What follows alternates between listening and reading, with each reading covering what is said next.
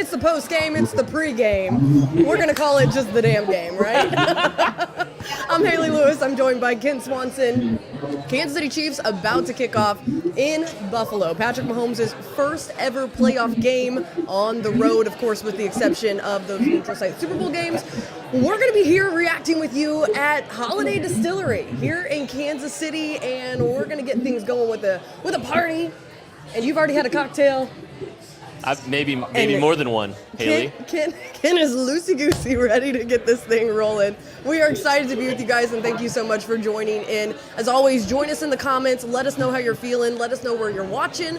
We want to react to this entire game with you, and then we will have a post-game afterwards. We're going to be joined by, of course, Kent. We'll have some former players on as well. Halftime, we'll have some interviews, too. So, Kent, tell me how you're feeling. Oh, the vibes are immaculate right now. The vibes are immaculate. I mean, look, here's the thing. This has been a kind of a tumultuous season for the Chiefs, right? Relative to what we've experienced with the Patrick Mahomes. What a big word, ACT word. You know, hey, we're starting off hot. Can't make any guarantees after this. But, I just kind of feel like, a lot of the pressure's off because this team has had their struggles. This has been, by a lot of stretches, the worst season of the Mahomes era. And the Chiefs have a chance to rip the hearts out of the Buffalo Bills with this game because the vibes in Buffalo are a lot different in Kansas City. They're so desperate. They still feel that desperation. This is a very emotional moment for all of Buffalo and their fans and Josh Allen. It's kind of, the contrast is kind of interesting. I'm really excited to see the Chiefs, and hopefully they're just playing a little bit loose today because I feel loose right now. Hey, we love to hear it. We are at Holiday Distillery outside of Kansas City, Missouri. We are watching this game. The entirety of the game, we will be right here with you reacting. The Chiefs and the Bills about to get underway. We already talked about the fact that Mahomes is now playing his first ever road playoff game, of course, with the exception of those Super Bowl neutral site games. And now we're going to dive into what you just talked about, Kent, the fact that the Bills are on edge in this one because Kansas City has done it to them before. They've kicked them out of the playoffs now. This is their third meeting in the last 4 seasons. They did it in the AFC title game. They also did it in the divisional round. So the Chiefs have been burnt, the Bills have been burnt by the Chiefs many a time. Yeah. And they're nervous it's going to happen again today.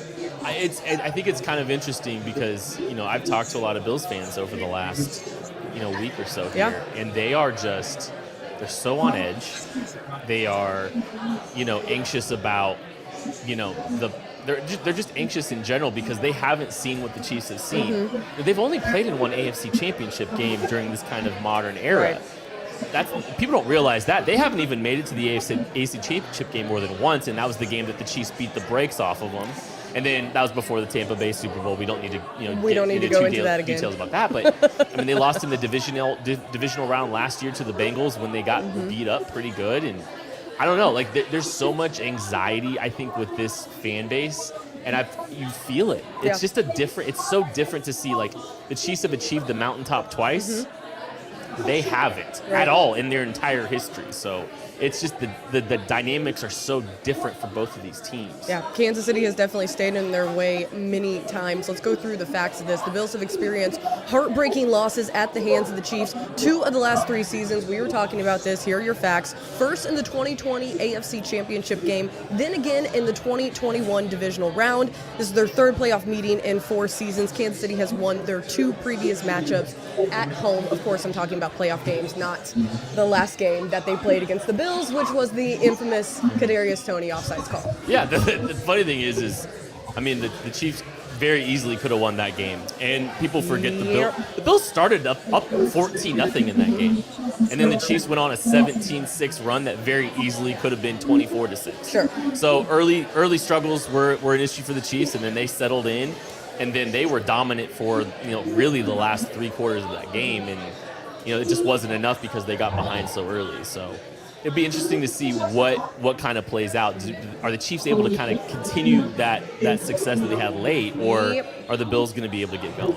So the Bills have a lot of reasons to be nervous, not only the fact that the Chiefs have done it to them many times before, it's also the fact that they're very banged up. Can they find healthy enough bodies to even put on the field?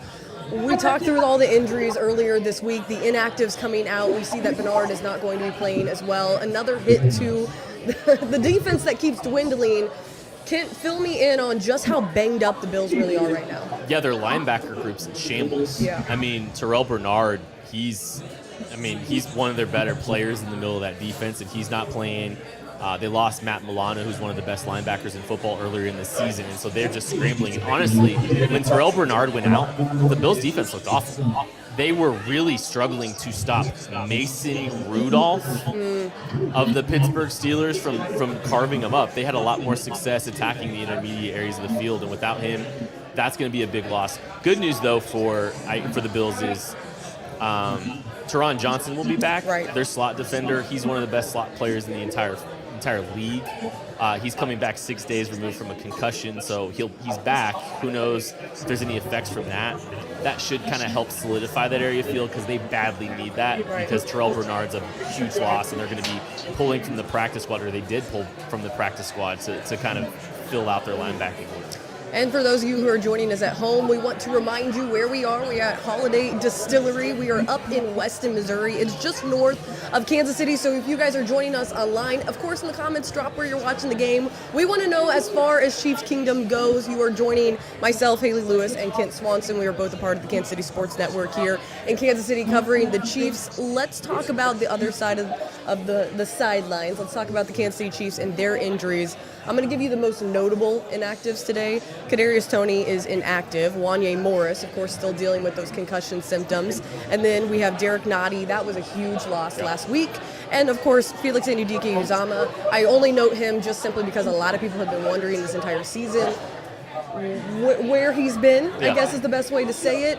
What is your reaction to the names I just listed? I think the Chiefs are pretty darn healthy outside of a few key injuries, but those don't really stand out to me as anything that's going to be impactful tonight, except for Derek Nottie. Yeah, I think Nottie's the big one. Yeah. And outside of him, honestly, I think the Chiefs are okay. I'm not sure Kadarius Toney was actually going to be active for this game when it was all said and done. I don't think it was ever going to happen. I think, the Chiefs have kind of finally found something offensively, within, with the structure of who they're playing and how they're playing.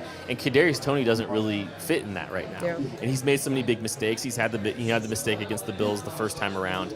Nottie's the big one, though. And, he's been a really strong interior defensive lineman for them for the entirety of the season. He's really good in those base downs. But, Mike Pennell, when he stepped in really nicely and played well for this team last week. And so, he's probably going to get more run. Matt Dickerson's going to be on the field some this week, getting some run here as well. So hopefully they can kind of navigate and mitigate the loss of Derek Nottie with those two guys, and I think they'll be okay. All right, let's talk about the weather going into this one as well. We in Kansas City have been dealing with the beautiful temperatures in the negatives, and it's been nice and spicy. The opposite of spicy. It's been nice and frigid. Yeah. It's been uncomfortable here, I'll say that. But also in Buffalo right now, it is feeling like 15 degrees. It's 26 degrees right now. They have a little bit of a wind chill. The biggest thing that impacted the Buffalo Bills this entire week was the fact that they were unable, or it was challenging for them to get to and from the practice facility, for guys to rehab, for guys to safely get there. There was actually a travel ban at one point. Kent, how much do you think the weather, I mean, you're not having to shovel your seat out at Orchard Park anymore today, but there is a little impact of the chilliness at the field. I mean, there's a lot of impact from the weather, I think, from the entirety of the week. I mean, the game got delayed a whole day. Right. So they have less recovery time. That and is obviously, right. you talked about some of the travel issues here, too. I think it all could matter. Like, we're going to find out, right? We're going to find out pretty quickly if it matters. And I think that's going to be something to kind of pay attention to is how much energy do the Bills really have in this game? Because you look at, they're on short rest now. Mm-hmm. Unintentionally, they're on short rest. 2 days less. There's a rest edge for the Chiefs. And they've been playing playoff games for 7 weeks now. Yeah. People don't realize if the Chiefs had simply beat the Bills in that game, if Kadarius Toney lines up on sides, right, the Bills aren't in the playoffs. We were talking about that at one point this season, the fact that the Bills or the Bengals might not even be in the playoffs, and the Bills just turned it on. They became hot after Kansas City. The Chiefs, they wouldn't be in the playoffs right now if the Chiefs had simply beat them. Like, literally how everything played out, if the Bills had won out after that, they would not be here right now. Well, we now have the Bills and the Kansas City Chiefs kickoff just underway. And it looks like Josh Allen is now coming onto the field. Any game prediction you can give me before we get this one going? I got the Chiefs winning. Okay. I trust this team too much. The Bills are really banged up, and that matters. And I just how many issues can you go up against? And Stephon Diggs was hurt too. People are like people forget Stephon Diggs was hurt too. Getting him the ball first right there too. All right, so right now the Chiefs are still under in the ball. Snap. Did the Chiefs recover the ball? No, or they just didn't. shy? That would have been a start. Well, that would have been a great start. Right now, the Chiefs are still the underdog in this one. This is the first time Mahomes has ever been the underdog except for last year during the Super Bowl against the Eagles. Right now, the spread -2.5. The over-under is still 45.5. Seemed like there might have been some late movement, too. Happened. Yeah, we got a flag right now. And What are they gonna call? Just for you guys who are joining us at home, we are at Holiday Distillery. It's just outside north of Kansas City in Weston, Missouri. Yes, this is where the Chiefs hold their training camp during the summer, getting ready for the regular season. We are watching the game off to the side as we are live reacting with you guys. We'll have some people on, just like Kent Swanson joining us, as well as some former players, halftime interviews, and a post-game show. Kent, I'm unable to see out the. Oh, okay. So it looks like they called an illegal batting, and they did. Dalton Kincaid actually bounced that ball out of the sidelines instead of giving the Chiefs a chance to pick up that football. So Dalton Kincaid sacrifices the 10-yard penalty. That's a guy who's been popping off lately too. Yeah. Oh no, he's been awesome. He's been a huge factor in their game. Because the receivers haven't been good lately, and that's part of the problem for the Bills lately. Is their receivers are hurt, they're banged up,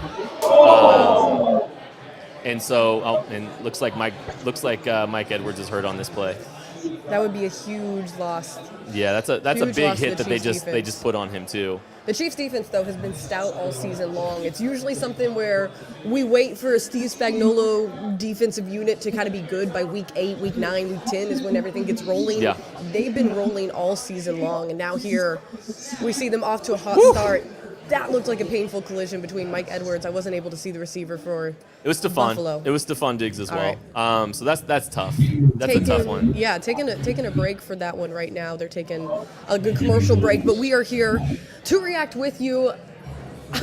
Thoughts so far? Is that even an accurate question? Look, they've gone to Stephon Diggs twice, which they're going to their best player. They're trying to get their best player involved. He fumbles one, and that was a heads-up play by Dalton Kincaid, sacrificing the yardage to just knock the ball out of bounds. If he doesn't get to that football, there's a pretty good chance the Chiefs have the ball on the first play of the game in the red zone. So that was really big. And then Mike Edwards getting hurt. The Chiefs the Chiefs have been healthy for most of the season, but they lost Brian Cook to injury. Losing Mike Edwards would be a big loss. You're going to have to see Shamari Connor a lot more to go with Justin Reed in your two high looks. The last time that these two teams matched up in the playoffs, the 13 seconds game, some secondary issues kind of put them in a really rough spot, and I think it was at the secondary. Yeah. I think it was at the safety position. if I remember correctly. It's funny that we have to like think through which time the Chiefs beat the Bills and which game we're referring to when I'm thinking of those things. But I think you're absolutely right. It would be a huge loss if Mike Edwards was unable to come back. Also got some comments here saying, way to start strong, setting the tone, big hit there. There we go. From Chiefers65, TPT, giving us, I like that screen name. There you go. Big hit, setting the tone. Yeah. Absolutely so. I think the Chiefs defense had to come out and make sure that they were able not only to contain the ground game that was developed out of Cook that we saw back when the Chiefs faced the Bills, or excuse me, when they faced the Bills at Arrowhead Stadium. That was a new development also after a coordinator change. It seemed like things started to shift in how the Bills were running their offense. So they now have to only contain his length, but also Josh Allen, his explosiveness, his ability to use those design plays when you don't even know if it's a design play, and then all of a sudden, the run that becomes the slide that's not the slide that you can't defend. What challenge does the Chiefs defense have going up against a run game as heavy as the Buffalo Bills? Yeah, I mean, Joe Brady's done a good job of mixing things up with their run game here, and he's, kind of created, some more diversification to it. So they're running a lot of different schemes and stuff up front, and it's been a big piece of why they've found a lot more success and consistency. Josh Allen really hasn't thrown the ball as much as he has in recent memory. I think he only threw for like 200 yards this last game. And so they're trying to lean on the run game as much as they possibly can, and I think that's kind of helped them create a little bit more balance in their offense. But they're trying to sling the ball around early here. They went empty on the first play, and then they're trying to hit a big pass here. So we'll see if they can get home with Josh Allen and try to keep him from getting. And there you go. Oh. That's a fourth down. Is that a fourth down? Yep, we're gonna call it fourth down. They're gonna go. We'll see if they go for it. So Josh Allen threw a lateral after scrambling. He pulled a Travis Kelce Kadarius Toney situation. Maybe he studied. That was a really heads up play. From that game. That was a really heads up play by him, and they almost pulled it off. They're going to be short by a yard, I think. So it'll be interesting to see if they're going for it early. 4th and 1. Bills are going for it. 14:06 left in the first quarter. So we're just underway here. That's exactly what we were just talking about, though. The ability to fin Josh Allen. It is so hard to know what's coming next from him, and then we see it play out right here. Yep. And so we'll see what they ultimately go with here. All right, we get a little, and they go for it. I mean, that's the kind of move you got to make. You got to be aggressive in this kind of game if you're going to beat the Chiefs. So absolutely. I mean, Bills getting the first out now, 1st and 10. Little QB sneak, and they really needed that because they were behind the 6. That's kind of a frustrating opportunity missed for the Chiefs. Right. Feels like a missed opportunity for sure. And it's always challenging. Challenging to look at it in retrospect. Yeah. 18 of 20 on QB sneaks in the regular season. Just something we're never going to see Patrick Mahomes do again, unfortunately. There's understandably so, but yeah, there we go. Do we have a loose ball? got a fumble? We got a fumble? Wait. We'll see. We'll see what they call. The Bills have put the ball on the ground twice, regardless of if it's, And that's a great point that you're bringing up right there. They have been sloppy with the ball in the Chiefs' defense, although they haven't yet gotten that turnover. He's down. And that was a big point of emphasis when talking with Steve Spagnuolo, the defensive coordinator for the Chiefs, and also talking with a lot of players. Creating turnovers has been something that, although they have been so good this season, the Chiefs' defense has lacked in the ability to create turnovers. Yeah, and that's the one wart you would say, but they've been so good in so many other areas, you don't get too picky about it. But they're definitely, they've definitely made it a point of emphasis so far. Josh Allen scrambling, he's just taking a few yards here, so the Chiefs are going to have a 3rd down here to try to get off the field again. But and we'll see, because if the Bills make it a 4th and manageable, you just saw them being willing and aggressive. That kind of affects play calling too, because if you get into these 4th and 3rd and short situations, everything's on the table for you. If teams know that you're gonna potentially go for it on 4th and down, how you manage it, it can kind of affect how you're gonna call your plays on 3rd down as well, right? So we'll see what they do here. Here we go, 3rd and 4, Buffalo's ball with about 11:50 left in the first. Chiefs are blitzing. Was that inbounds? See if it's a... Okay, they're going to call it a catch. Would not be surprised if the Bills went no huddle here just to try to get off a play. Yeah. We'll see, because that's a close play. And we were talking about it earlier. The Bills have been hot ever since they faced Kansas City. They really turned it around after Week 14. They were 6-6 going into that game afterwards.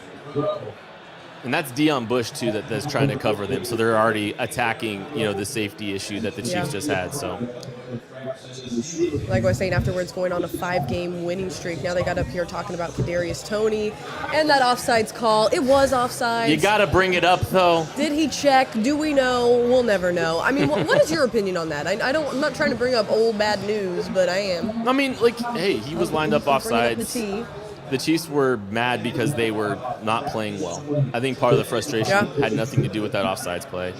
It was offsides, and this team has made a lot of really dumb mistakes and has lacked attention to detail throughout the entirety of the season. So, I think that was just a frustrating moment for this team. It doesn't matter anymore. This is a different version of the Chiefs. So hopefully they can settle in here defensively, hold them to a field goal. They've been close. I mean, that third and 17, I think we're gonna be talking about for a while if this game doesn't go well, because you had a really good opportunity off the top. I think the biggest thing that I'm reminded of from the Kadarius Toney offsides call was I think it just was a culmination of all the frustrating things that were going on. Mm-hmm. And when you see lack of execution on the field, it turns into frustration. We see throwing helmets. We see what we did after that game. We see an uncharacteristic like Mahomes in interviews and with Josh Allen on the field afterwards too. But like you said, it's part of the past. It's a different team now. They've found that this is not the way that they're going to win. The old flashy way with Mahomes magic. It's just going to be a different kind of game. Yeah, lean on your defense. They've had a lot of inconsistencies. I mean, it's across the board. Yeah, this isn't your last year's Chiefs. The tackles have, This ain't your mama's Chiefs. This ain't your mama's Chiefs. This ain't your mama's Chiefs, team. This ain't your 2-year-old's Chiefs. I mean, we've had a lot of, there's we're not trying to complain too much because there's been a lot of success in this league, so far. But I think, probably, the tackles have been inconsistent. Mm-hmm. It's a pretty long drive, though. Yeah, I mean, it's a good start for the Bills. A lot of time on the field for the Bills. Good start for the Bills. I mean, that's another strategy. Keep Mahomes off the field. Yep. Work down on the defense. We'll play to their ploy, so we'll have to see how Kansas City responds when Mahomes and company come onto the field after this. Do you think they are able to stop them and hold them to 3? Or do you think this is a situation where the Bills are going to punch it in? 3's a big win. And, I mean, this down, the second down here is going to be a pretty big moment for them. That's kind of where we're at right now. What happens here, right? All right, let's see it. Oh, good. Nice tackle. Good job by Willie Gay. That's a great play by Willie Gay. So now you're putting yourself in a 3rd and 8.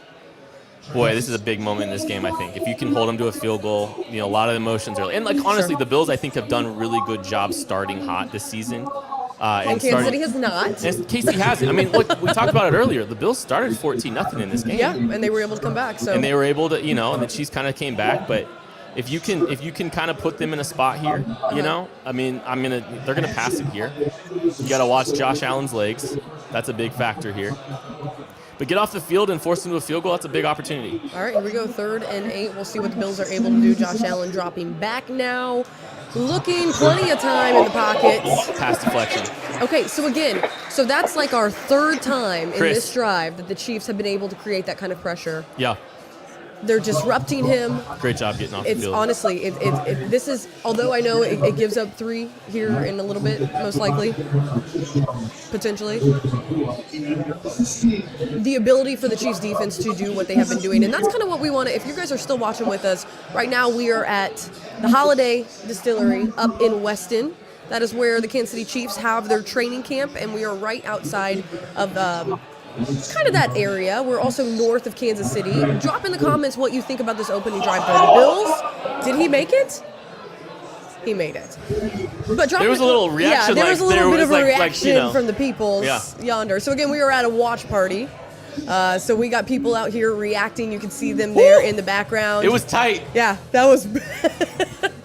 That's like my parking job, just right on the edge. That was too close. That was too close there. There you go. But yeah, drop in the comments. I've been asking where people are watching. We've got a lot of people telling us where they're watching. We are streaming on Bleacher Report as well as Kansas City Sports Network.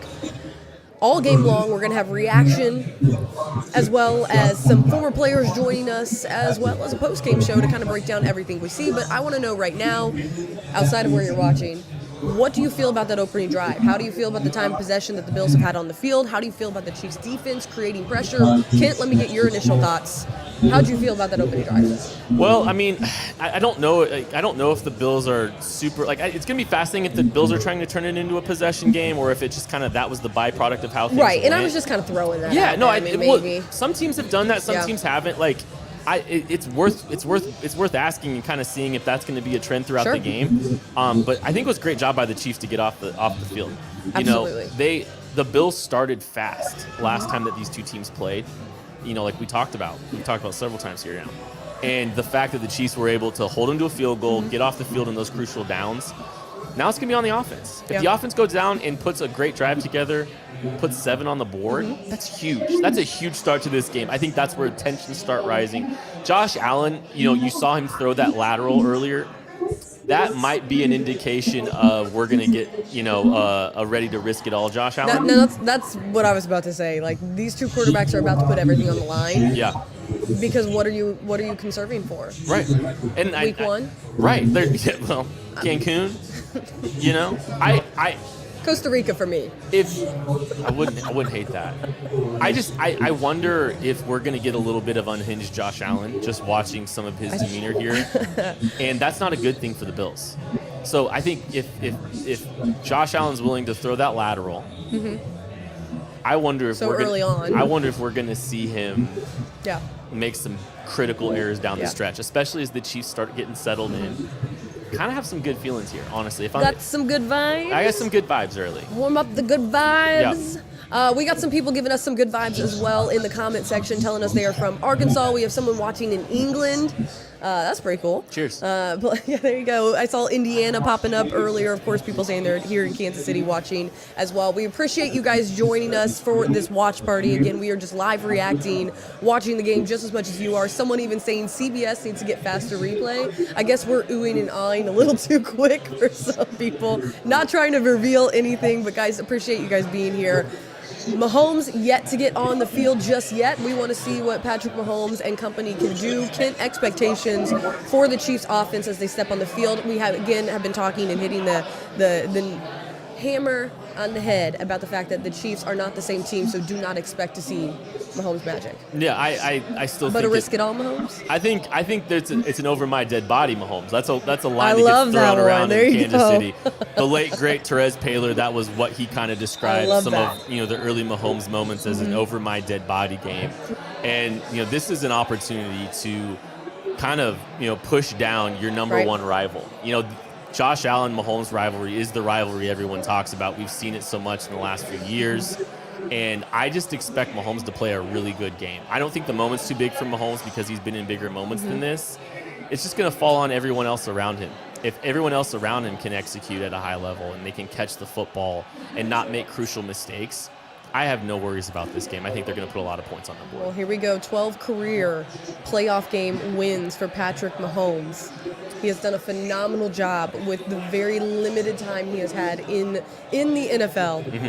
Now here cruising onto the field, we'll have to see how the Chiefs open this one up. And again, I believe you're correct in saying it's over my dead body, but it is also the fact that he's going to put anything on the line. Yeah. And it's not too big for him. It's going to be on a lot of other people playing clean, sound, fundamental football. And I know that sounds very cliche, coachy style ways of saying it, but clean, sound football is what they need to put on there. Get Rashee Rice involved early, too. I think that matters. There he is. Kent Swanson. Good start. A man of the people. Hey, look, I think so. Rashee Rice is such a big piece of this offense, and it's just, man, what he did last week against the Dolphins is so big, and they need to get. Like it's a tall order for a rookie like him, right? To put the wide receiver room just get totality on him. Just get him comfortable early. I think is a big step. They got to be good. They got to start, get going on the run game too here. I'd like to see them run the ball a little bit here because they're going to have to. The Bills have been really good against the run. They were really good against the run when they played the Steelers last week. Or, just completed to the best tight end in football. Hey, are you a little shocked by the two passes coming right out the back? I'm never surprised by anything in an Andy Reid offense. You never know. I'm sitting here saying that they need to try to establish the run. Yeah. The Bills, they're trying to establish the run defense, right? So good opportunity to hit your top tight end. All right, we got our first Taylor Swift appearance. People are losing their minds over it. You gotta drink a little bit of your water. It's a drinking game. Oh, sorry. Yeah. Our producer BJ Kissel's cheersing us there. right now. So. He's enjoying a drink for us. First Taylor Swift shot of the game. Probably happy to see her Run man. game going a little Now bit. we lean Yep. on the run game. Here we see Pacheco. He's going to get a lot of carries today, I think. How much do you think we'll see CEH? In spurts, Yeah. for sure. They'll get him in spurts for sure. So, I'd just be. We'll see. All right. Well, Buffalo leading right now 3-0. Kansas City on the field with the ball. It is 5:40 and the clock is winding down here in the first quarter. We've been talking about it. Patrick Mahomes, no stranger to success, already with 12 career playoff wins. Chasing down a little. There's CEH right there, chasing down a record by Tom Brady. I'll have to get you up Mahomes' postseason stats here in just a second, but that one stopped a little shorter probably than Kansas City was wanting. It's all right. All right, he leads the NFL by 5 games in that span. I was saying he had 12 playoff game wins since 2018. Of course, that's when Patrick Mahomes took over as a starter. He's advanced to the divisional round in each of the last 6 years. That's nice. Patrick Mahomes. He's never lost. Yeah, he's never lost. He's never lost in this round. Tying Tom Brady for the most through 7 seasons in the NFL. Keep in mind, he's only been a starter for 6 seasons. Mahomes already had his 8th most playoff wins by any quarterback in league history. Oh, that one. Was that a drop or was that Trying to get it to Justin Watson. I'm not quite sure. Would have liked 5, or would have liked 7. I mean, Yeah. but 4th and 5. Yeah, they're probably not going to go for it. Just knowing Andy Reid, would have liked 7, but Yeah. a drop. It's a drop. And There's another drop. That's been the theme all season long. Yep. If you're just now joining us, I'm Hayley Lewis, joined by Kent Swanson. We are both with the Kansas City Sports Network here in Kansas City. We are live streaming with Bleacher Report. We are outside of Kansas City, just north in Weston, Missouri, which is where the Kansas City Chiefs hold their training camp.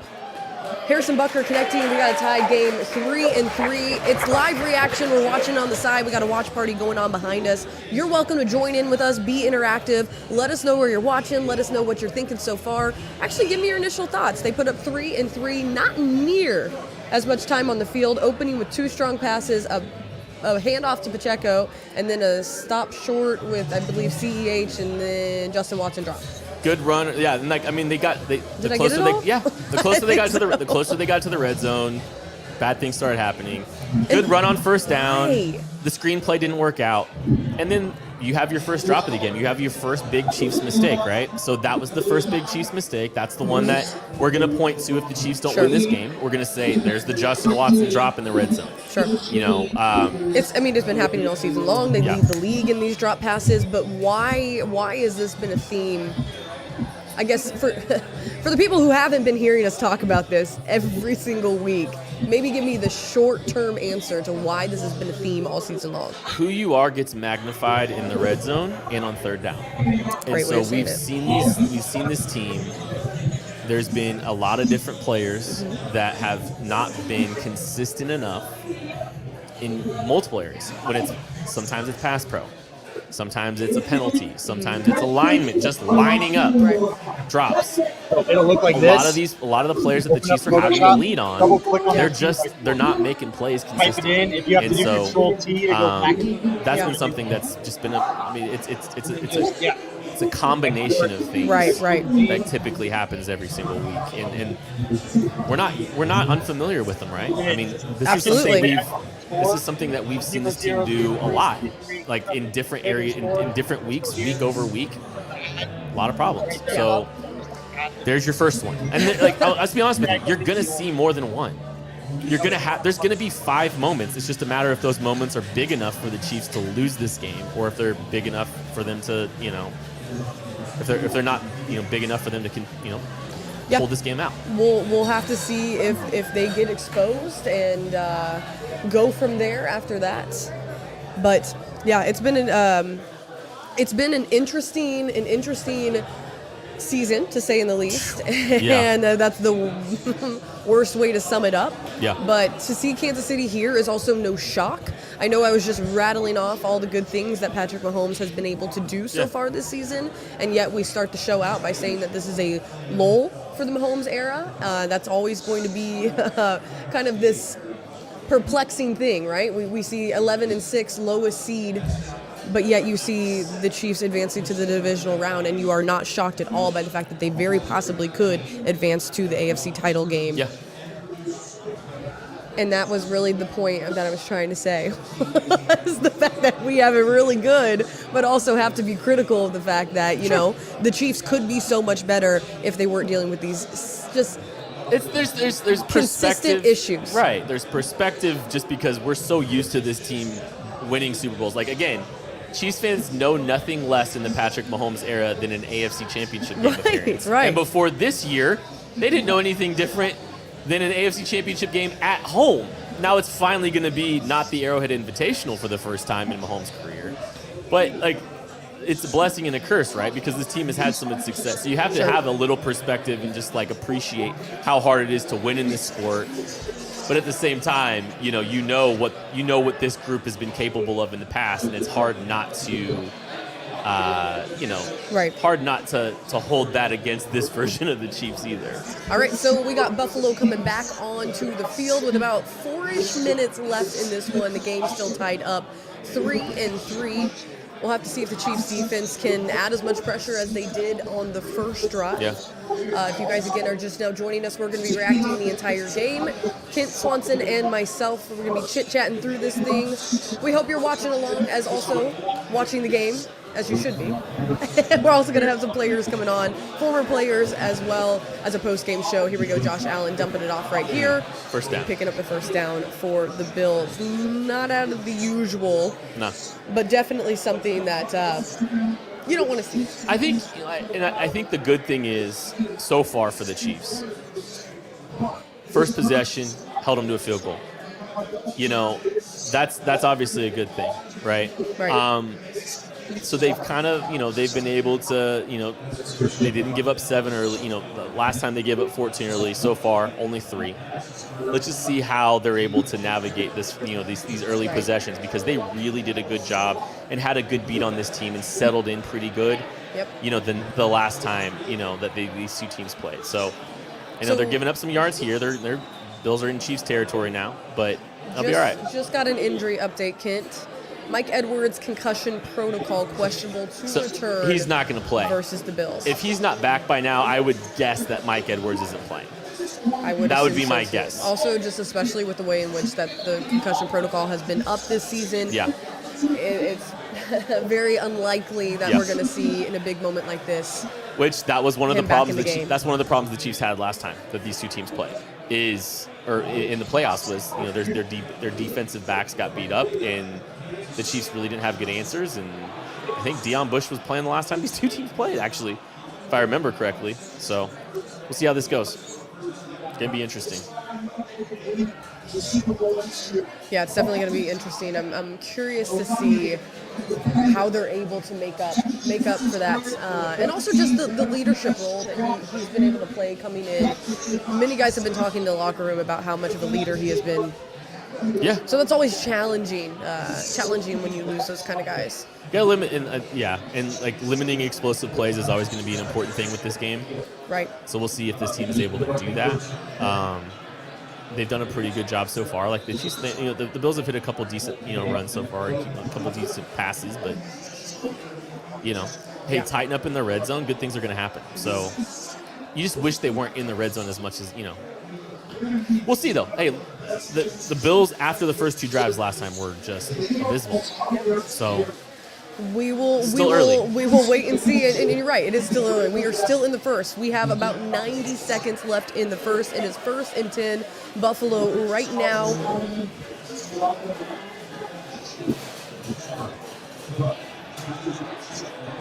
Decent little run. Yeah.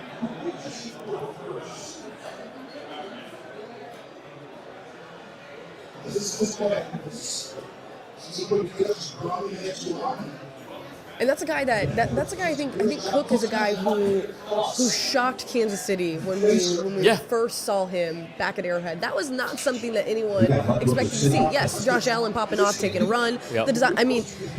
Cook was their offense last time. Absolutely, and again, that was not something that was expected. And I'm sure that the defense had to make those adjustments. Now, did they make adjustments that can follow them into the playoffs? Well, we'll have to see right here. Yeah, it's a good run.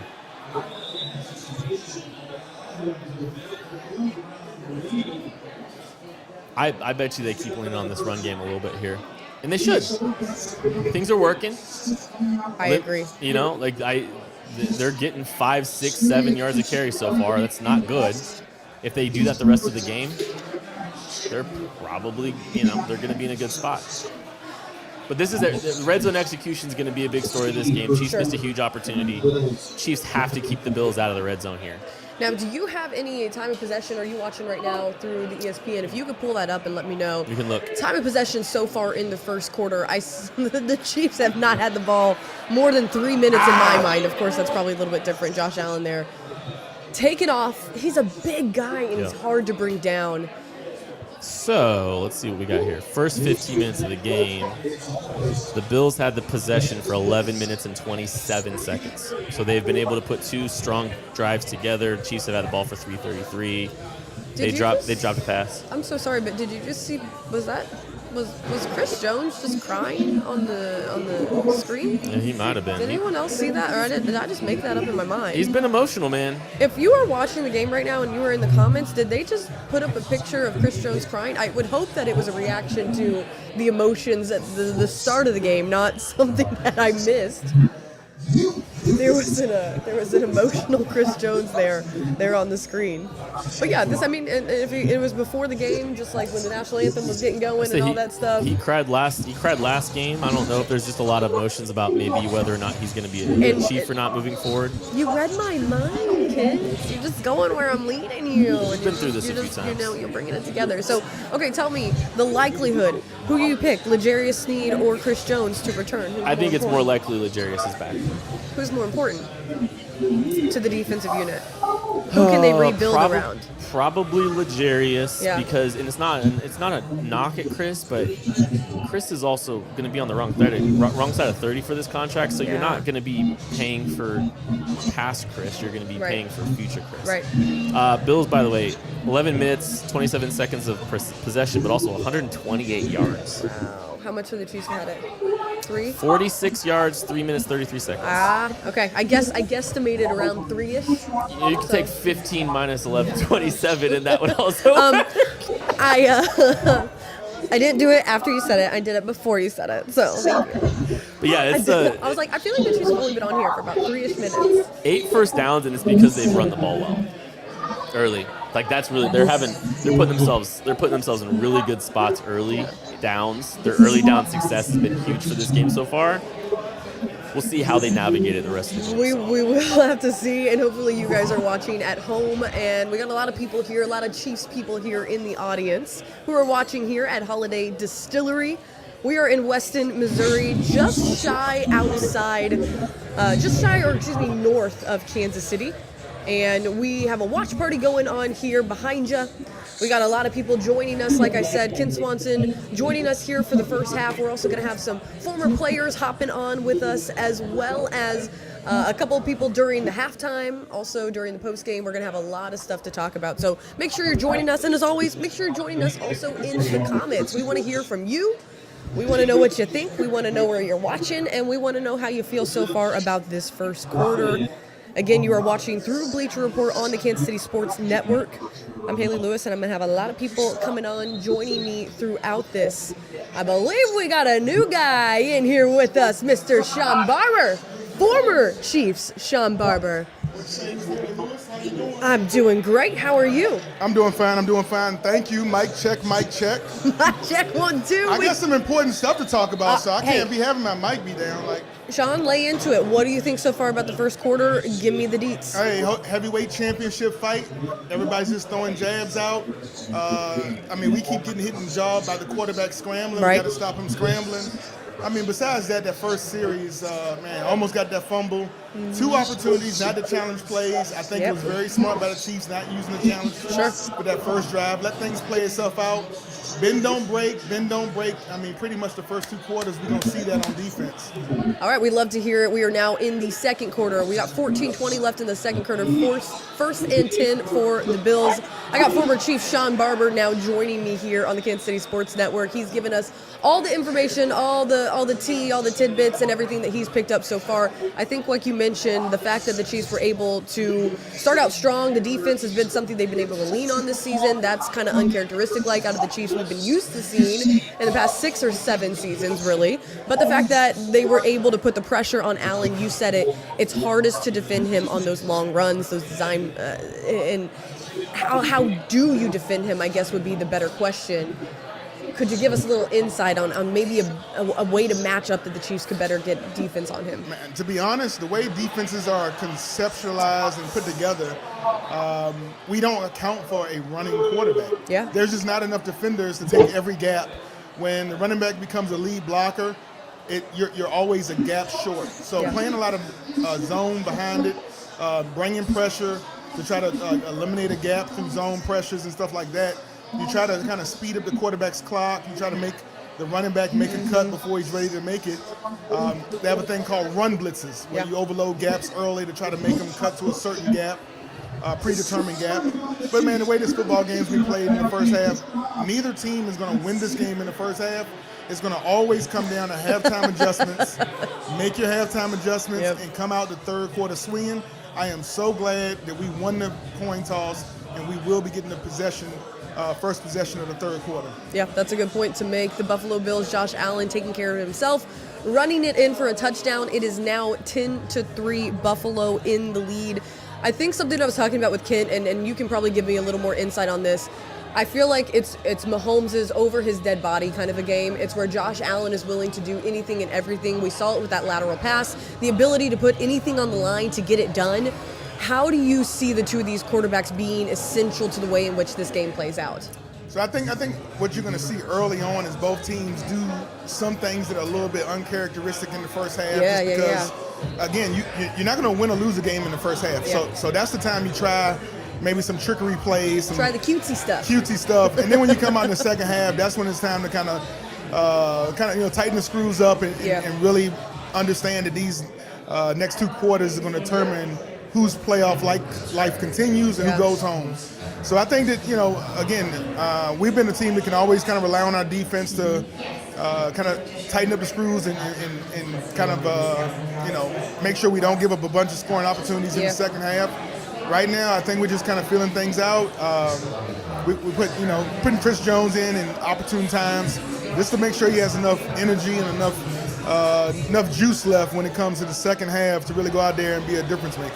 Yeah, and this team is someone or a unit that usually thrives off of having that juice, right? This team has a lot of swagger. We see it all the time. I mean, you've been a part of it yourself as well. The organization as a whole, just the franchise, right? This is a team that prides themselves off of having leaders and guys who can get that energy going. I know that they haven't been on the field very much, but have you've kind of been dancing around, talking to people, getting your bourbon on. But have you seen any of that liveliness, or I guess, going into this one, maybe on the sideline? Do you feel like the Chiefs are in the right mindset to get this done? Oh, definitely. But I mean, it's one of those things where, like, when you come out the first half, this again, you know that the other team is a capable team. That this is another team that's gonna just let's get to the second half. Let's make sure we don't want to void a zone or blow coverage. You don't want to do anything to give up a quick score. If they drive the field, get a field goal, drive the field, get a touchdown, 2 drives, 2 scores. Hey, we can live with that, 10 points in the first half. Now you want to probably tighten things up a little bit in the second quarter. Offensively, man, we moved the ball pretty decently. We had 1 drop ball for a big play that could have kept the chains moving. Again, we're seeing things we like. I think that what we know we're going to see is a lot of zone from them because they have some new players out there. You don't want to get caught in man being picked and anything like that when you have new players out there. So they'll probably play some safe zones. Patrick will be able to continue just to eat it up underneath with the short throw games, the quick game. The rushing game is going to work. So, again, I mean, it would be surprising if this game doesn't go into halftime like a tied ball game or somebody winning by 3 points. It's what we expect now out of the Bills and the Chiefs every time they face each other, right? It's such a coin toss whose game it's going to be in the end, but it's also every single time found its way to lean in favor of Kansas City. They've been able to have the Bills have had heartbreaking losses at the hands of the Chiefs multiple times in the playoffs now. And I believe going into this one, and just from talking to people in media with Buffalo, they feel very on edge about what Kansas City can do. Like you said, it's a lot's playing out here. We got a long run now by Pacheco, which, by the way, someone was saying earlier, he runs like a new kid trying on shoes. Like when mom's like, hey, run down and back. Like, let me see if those shoes actually fit you. Man, that's Pop being Pop, man. Yeah. He's an energetic, he's an energizer bunny. He brings a different little level of energy to the offense. So sometimes you got to just hand him the ball and let him go. And what we know about Pop, man, he gets stronger as the game gets on. So he's going to bring that energy. Those running plays is going to pay its dividends in the second half. Right now, those are like body blows. Running plays in the first half are like body blows to a boxer. So I know I make a lot of boxing analogies. Yeah. But I mean, that's what this is. This is a heavyweight championship, 12 rounds of heavyweight championship level boxing going on here. Hey, I agree with you. It's also who can outlast the other, who can keep their head above water in this one, who can survive. And like you were saying, it really doesn't matter so much of the score until we get to that second half, because that's how every single game has come down. These two teams are obviously going to put a great game out on the field, but really it comes down to who can outlast at the end and have the endurance to get it done. And I believe if you're looking at this game so far, yes, the Bills have come out hot with their offense, and right now they're taking a commercial break, I believe due to was it Buffalo injury? I was looking out of the corner of my eye. Yeah, I think I saw red, white, and blue on the ground, so I'm gonna go with Buffalo.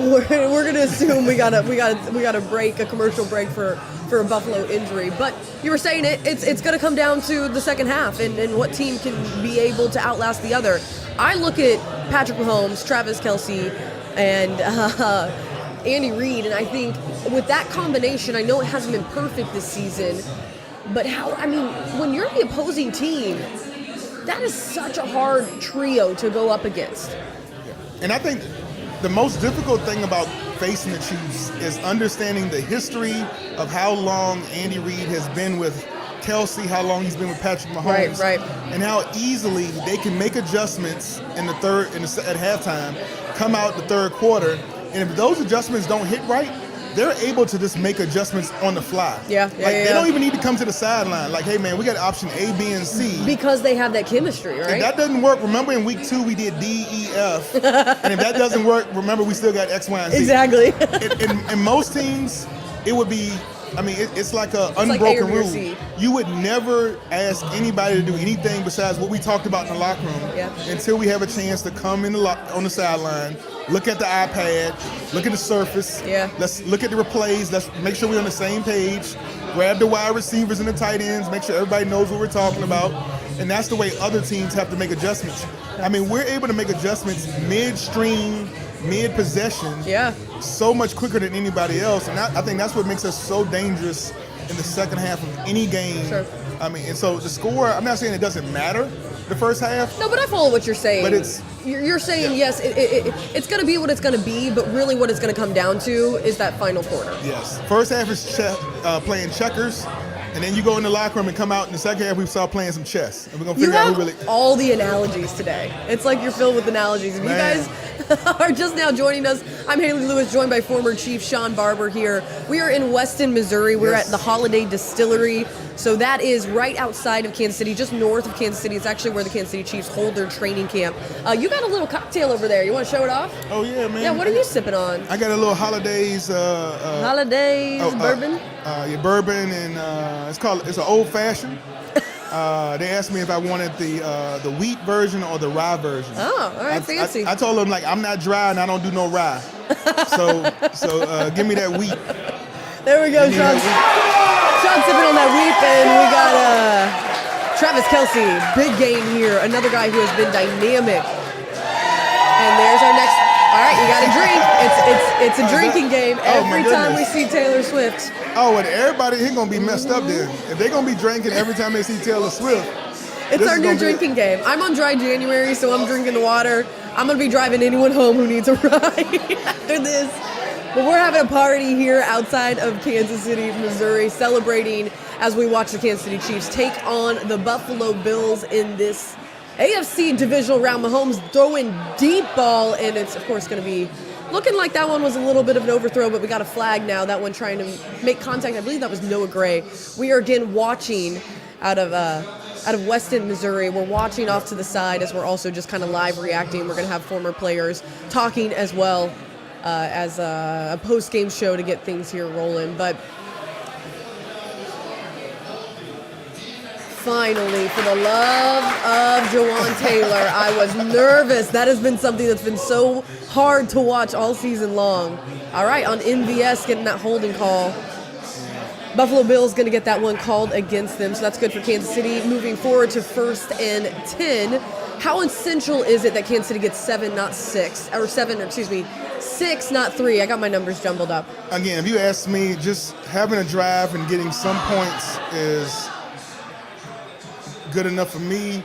I know everybody wants to get touchdowns every drive, but to me, ending a drive with a field goal attempt or even somewhere in the red zone, having a couple of shots at the end zone, just so we can understand what concepts they're using in the red zone on defense. Right.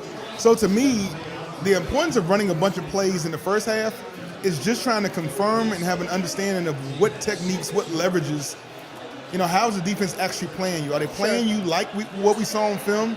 Are they playing you like what we saw in Week 12, the first time we played them? Or are they playing completely new techniques on the defensive side of the ball? And once you get those things understood, it allows you to really go in there at halftime and develop a really good second half plan. And that's what matters to me more than, it sounds crazy, but I really don't care about points in the first. I just want to see us run a lot of plays and get a really solid understanding of how they're handling shifts and motions, the twist up front, all the things that are going to really matter in the second half of the game. Because once you understand what they're doing, then that just lets Andy go ahead and go in there and start being like the Mad Hatter and start drawing up all kind of stuff to take advantage of it. And so, I would be more concerned in the second half when drives come up empty or we end up in the red zone and don't get touchdowns. All right, here we see Mahomes trying to connect. And he does with Rashee Rice, who has been a phenomenal player. A little slow to get up. Hopefully he's not walking too gingerly. That was a pretty rough hit that the rookie there took. He's also had to take a lot on his shoulders this entire season. He has. The wide receiver room, we don't even need to really get into the fact that they have the most drops in the NFL. But that's been the issue, right? And to put it simply, there hasn't been someone to step up. Now, do you put that on the shoulders of a rookie? That's a huge responsibility to have with Patrick Mahomes as your quarterback and Andy Reid and his deep offensive playbook to have to be able to learn. Down the stretch this season, we've seen Rashee Rice be phenomenal. Do you see him continuing to be a key in the playoffs here? If you ask me, it's certain routes receivers are a lot more comfortable making. Yeah. And then there's certain, it's a comeback route, a crossing route, middle level, in digs, 7 routes, deep routes. And if I'm a receiver and there's a certain, 3 or 4 of those routes, I'm really comfortable tracking the ball. Obviously, with Patrick's, the flight of the ball, seeing it in, and understanding where do I need to drift on certain routes and all that kind of stuff. Then when you're not running the routes you're comfortable with, sometimes you do take your focus off of actually catching. Well, sure, because you're trying to pay so much attention to make sure you're running the right route. And so as the season goes on, and now we're in the postseason, I think that the coaching staff and everybody has a really good understanding of just which receivers should be running which sets of routes and putting them in position. And I think that's what Andy says most of the times at the end of a game. If there's a game where we don't do well, he says, hey, I got to do better. Me and Matt Nagy have to do better of getting our players in positions where they're feeling more comfortable to make positive plays. So not to cut you off. When you're saying that, when you're saying the things that Nagy and Reid say, and I've been the one to sit in those interview rooms and hear him say it, and you think, cliche coaching talk. But what you're giving us the insight to is saying, no, it really, that's what it all falls down to. 100%. When you guys is readjusting. We're reacting to what could potentially be a touchdown here soon. Now the Chiefs are 4th and goal. Not able to connect on that one. I did not see the receiver who he was trying to connect with. Yes. When I see young receivers, the one thing I want from young receivers is the opportunity. I want them out there running routes, doing plays. Even like I'm okay with them making mistakes. Like that's what the season is for everybody to grow. And I think that's the one thing we did. We gave everybody an opportunity. And so now when we come to the playoffs, and now it's time to decide who's in the game, who's not, and which players are going to actually get playing time.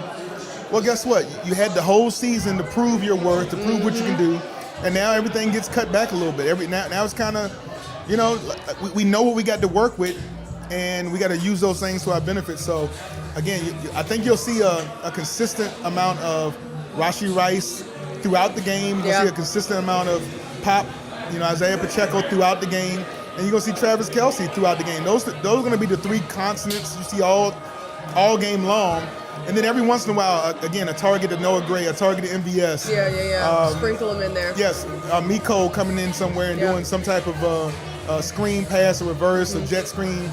And just the complement of things we do on offense is you got to love it or like it. You got to know this is the Chiefs 2023 version of what they do on offense, and you got to understand that's going to be either enough to get us there or enough to get us at home. I think that's a really good way to say it. It's either enough or it isn't. We also saw the Chiefs now, Harrison Butker, putting it straight through the uprights. They now have 6 points on the board. Kansas City is still behind. It is 10-6, Buffalo in the lead. Chris jumping on in here. Good to see you, Chris. Happy to have you on. In the comments, as always, let us know your thoughts. Join us. Let us know where you're watching from and what you think so far about the Kansas City Chiefs in this one. I think a good point that you just brought up was the fact that the Chiefs are, this is just the way that it is this year, and they got to find a way to get it done. Now, here's what I'll tell you. The Chiefs are, I will say, like in stone, the Chiefs are better than the Bills if they win this game. Because they have now won with Tyreek Hill. Yeah. They have now beaten the Bills without Tyreek and a culmination of a bunch of wide receivers. And then, if they do end up winning, they will have then beat the Chiefs with a defensive style team. Yes. They've shown that they can do it every single way. Well, the one thing, I get in a lot of trouble. I'm on the radio. I get my own podcast called The Process. Wherever I'm at, I get in trouble because I see things through like a Chiefs filter. Because I've join the club. But I mean, when you see guys practicing and you understand how difficult it is to already defend against a quarterback like Patrick Mahomes. Right. And then you understand that, all right, so him and Kelce have this like twins psychokinetic connection where they understand where each other are without even knowing where each other are. And then you understand the quality of the talent of the receivers. And now we've added some wrinkles as far as the running game with Pop. I mean, it would. I just don't understand how a defense would line up against the Chiefs defensively and think I'm going to actually stop this team from getting from their 20 into our red zone. Now, once the field gets shrinked, and now you only got to make 1 or 2 plays, or hope that the wind blows the ball a little bit too far. Well, you get those kind of breaks, and it leaves us with field goals. But we have a defense that, again, throughout a game, not just the first half, but throughout a game, we don't give up more than 20 much. So, 2 or 3 field goals in the first half, and then a touchdown and a couple field goals in the second half. I mean, that's enough to win a ball game when you're looking at what our defense usually is capable of doing, especially in the second half of ball games. So we just found out that Willie Gay is questionable to return with a neck injury. Okay. We do not want to see that. We also saw that Mike Edwards officially is in concussion protocol. He's out for the remainder of the game. Two blows. Pretty significant blows to the defense. Maybe your initial reaction to that? Well, I've seen us play without Willie Gay before, so I know that Tranquil, Leo Chenault, we got other linebackers that are able to step up in that position. Right. Mike Edwards, being going from Bush, not being there since the beginning of the since he got injured. We know that the rookie from Virginia Tech can get in there and do some things. Yeah. So from a personnel standpoint, it might take us out of the 3 safety look a little bit and put us into the 5 DB look more and stuff like that. So instead of going 6 DBs, we might be 5 DBs. But again, I think that the way that this defense was built and the way they've just continued to grow each week, not fast forward and not trying to do things just to win in weeks 12 or 13, but continuously just building on a fundamental aspect of what they know on defense.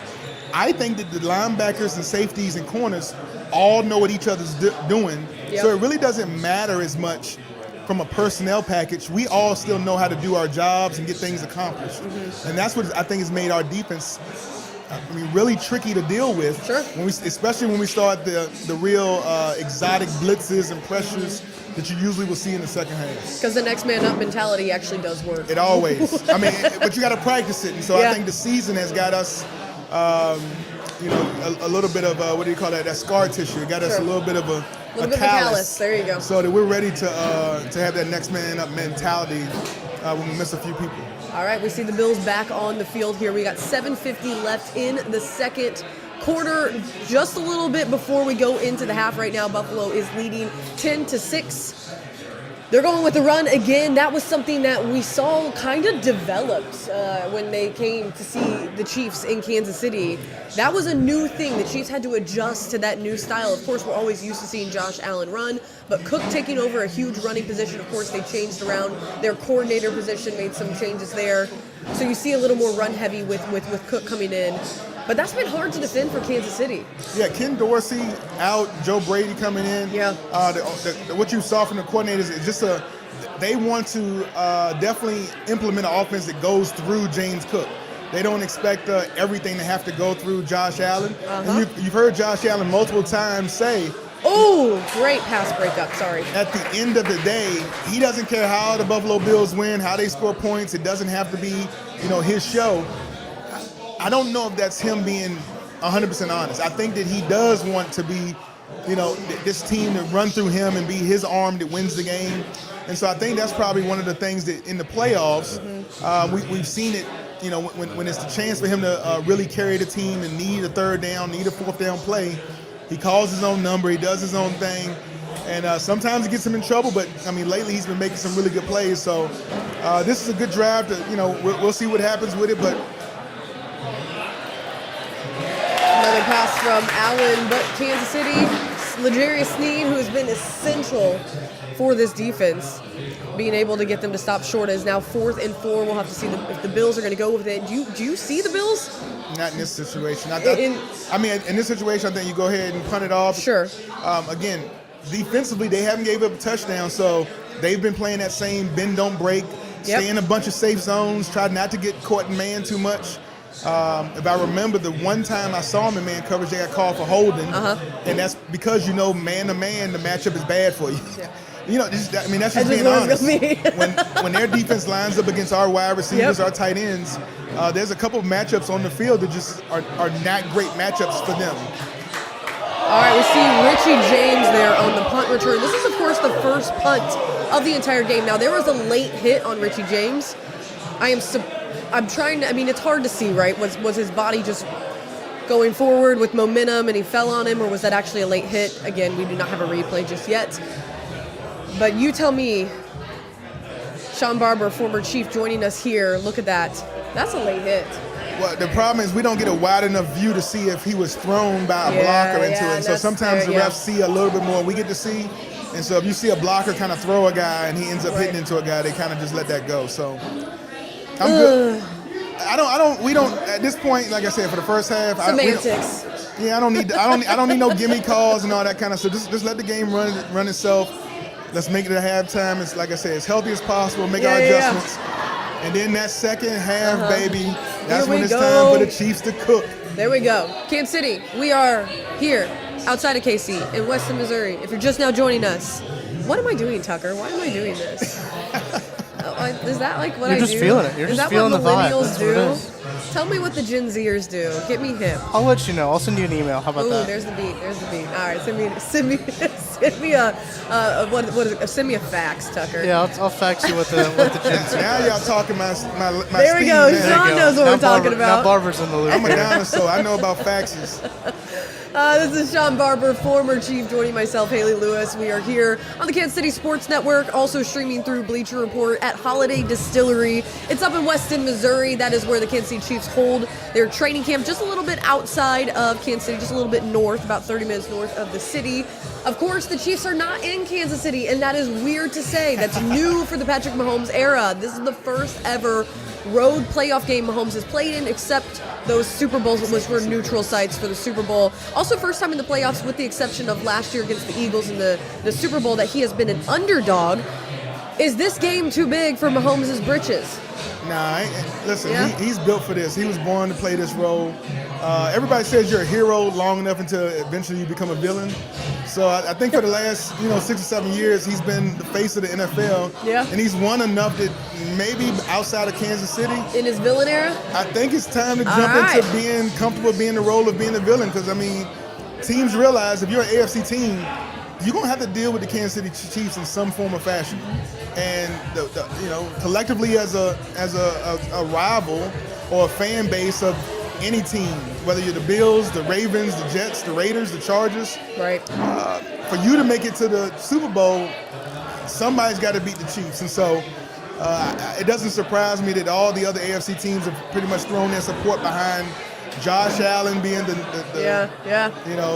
guy to try to knock the Kansas City Chiefs and off of their pedestal. But again, I just think that this would not be the year I see things happening, and only because so many injuries on the Buffalo Bills side.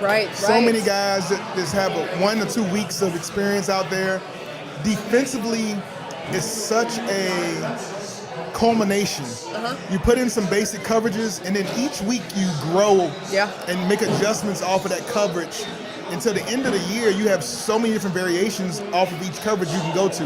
The Buffalo Bills can't do that. I mean, they have to play some of the most basic things simply because the experience of the guys they got on the field, not that they aren't experienced players, but their experience of playing with each other, knowing what each other is going to do in certain releases and certain sets, certain motions. That's why I say, I mean, you got to believe that the Buffalo Bills are just staying in really basic zones where things can be bumped out, passed along.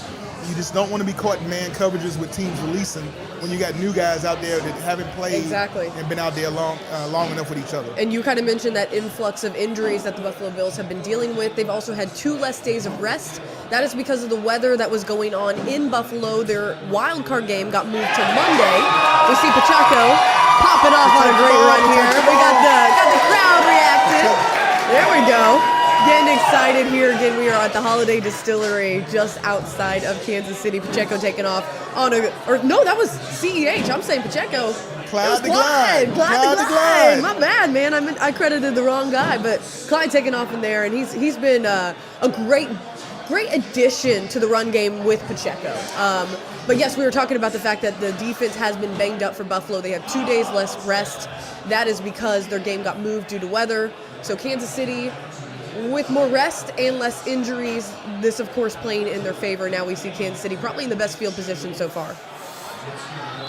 Yeah, just doing some things, trying to spread the ball out, go sideline to sideline. No, Grace had it quite a bit in this one. Yeah, I like anything that'll get some of our stars some rest in that first half because it's all about the second half, Sean Barber. Hey man, listen, if you need a break, get it in the first half because second half.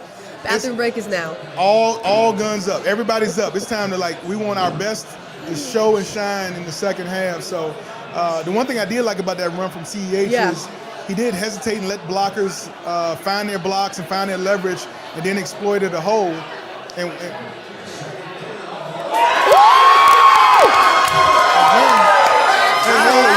can't say it enough. When you get caught out there with players that aren't used to being with one another, whether you're supposed to cover the 7 route or the flat route, you get some new guys out there that expect the safety to come over a little bit further and faster. I mean, it's just very tough for you to believe that for 4 quarters of high-level football that a defense of personnel are going to be on the same page every opportunity when you got such new guys playing with one another. All right, well, Kansas City here officially taking the lead. We did see Taylor Swift, so Sean and I are going to cheers again.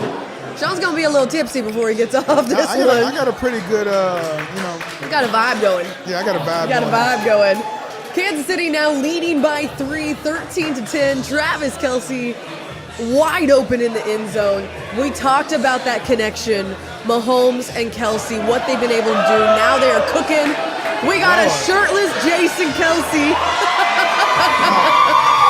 The crowd going wild for Jason Kelce, in, of course, support of his brother, the Eagles, losing out last week, being taken out of the playoffs. So now he is full send on the Kansas City Chiefs bandwagon. Now, as a former player, I'd rather have a sip or a drink to Jason Kelce than Taylor Swift. So that okay. Should we take another one? Yeah, this is for Jason. Man, for Jason, there man. We go.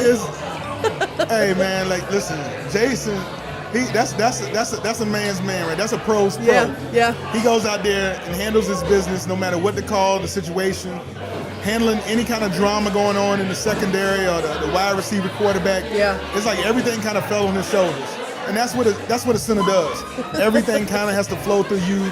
You got to control the line of scrimmage. Yeah. When the quarterback gets a little hot-headed, you got to be able to bring him back down and say, hey, stay in the moment. You also can't let no D lineman mess with your quarterback or running back. So there you go. I mean, you kind of the bodyguard out there. You kind of got to call the shots. You got to call the protections. So, man, he did it at a high level for a long time, man. So it wouldn't surprise me if somebody, maybe our team, convinces him. Really? To come out of retirement? Man, you know what? After a year, just come on back, man. Just come on back out of retirement. Be an extra lineman. We know he got the ability to swing from center to guard. You know, again, I love it. Man, get the brothers out there together, man, before it's all done. I would love to see something like that happen. We got a lot of people putting up Big Yeti loving the snow. Big Yeti. We got Sexy Batman. See, I'm going to call him Big Yeti. I'm going to stay away from the sexy call. Snoop Dogg saying, yeah, it's probably the real Snoop Dogg here, too. Yeah, saying sexy. That's what I'm talking. Sexy Batman. Snoop D-O-double-G. That's what I'm talking about. Representing the West Side. Chris saying we got to not forget our drink for Jason. So, of course, we got that in. Yeah, we got that in. Got in a drink. But, yeah, Jason Kelce in attendance, watching his brother Travis Kelce rein in a touchdown. You talked about it a little bit, and we got Sean Barber joining us now, former Kansas City Chief. And I want you to tell me about just the connection, the chemistry between Travis Kelce and Mahomes, they're just telepathic with one another. There's a connection that you can't coach. An intangible. So I don't know many twins, but like Kevin Lockett, man, good buddy of mine, his sons, he has a set of twins. Yeah. And he says that they know where each other are without even, like, in my house, I got 5 boys and a girl, and whenever I want to know where anyone is, busy house. I mean, I'm calling, I'm yelling and screaming to come, whoever you are, come down here. And he's like, Robert, like, you'd be surprised. I'll ask one of the twins, hey, Jacob, where's Jordan? Oh, he's downstairs playing. I'm like, oh, you saw? No, I just know he's down. Like it's That's just crazy. that intuition almost. Yep. Of knowing where your sibling is, and I think they've been together, and not just learning the offense, but learning different adjustments and different, I mean, we talk about the trick plays and everything they learn. They're having fun developing a system in an offense that works. And when it's time to get off schedule, and it's time for Mahomes to buy a little time, if there's one guy he knows exactly who's seeing the same thing he's seeing, it's Travis Kelce. He's seeing the exact same thing he's seeing, and the no-look passes, maybe one day the behind-the-back pass, leave your feet. I mean, all the different arm slots and everything he does. It's just amazing what they can do, because we know those two are always on the same page. Yeah, just being able to call an audible in your head and the other player knowing it is just a connection that we'll probably never be able to understand. Now we got about 3.5, less than 3.5, left in the half. The Buffalo Bills coming onto the field. Josh Allen seeing if he's going to go into this half down to the Chiefs 13-10, or if they're able to put up 3 more. Well, this is real risky for the Bills, because if you get too aggressive, then you give the ball back to the Chiefs with a little bit of time left. Which is what I was about to say. So what would they can you double do? dip. I mean, I would be ultra aggressive on defense. I'm blitzing. Okay. I'm bringing. This is where you might see me be a little bit more aggressive with my calls. Okay. Hoping to get the ball back. Not letting. I don't want this to be a 3-minute drive that we end up letting the Bills have a field goal attempt or something like that at the end of the half. I would rather almost be aggressive and give up anything, but let's do it fast and quick so that our offense gets the ball back. And then we can control that last possession, and then the opening possession of the second half. It's a smart way to look at it. The Bills right now 1st and 10. We'll see if the Chiefs defense can get. Yeah, this is gonna be a big. Get it done for the offense. This play right here will be a big play to determine how we utilize timeouts or what the next call is. So there we go, setting up on the 35. And it's a handoff. Can the Chiefs corral? Wow. So now the momentum swings. Now there you go. Defense it's our turn to be able to now decide how do we want to handle these next 2 downs. If you're Buffalo, you're thinking, okay, let me minimize the damage. Maybe let me see if I can just get out of the half without giving up any more possessions.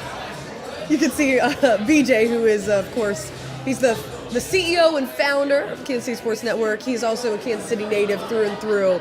live reacting here in the corner for us, just doing all the little body jerks and moves. Pride of Blue Valley North. There you go. I think. Blue Valley. Blue Valley North Mustang. We got Brian in here saying there's my boy making the play, and the Chiefs defense has been able to make plays all season long. You said it right there, Sean. That was an essential play to be able to really stunt the Bills. We'll have to see what they do after this break as we're coming back just a little bit before half.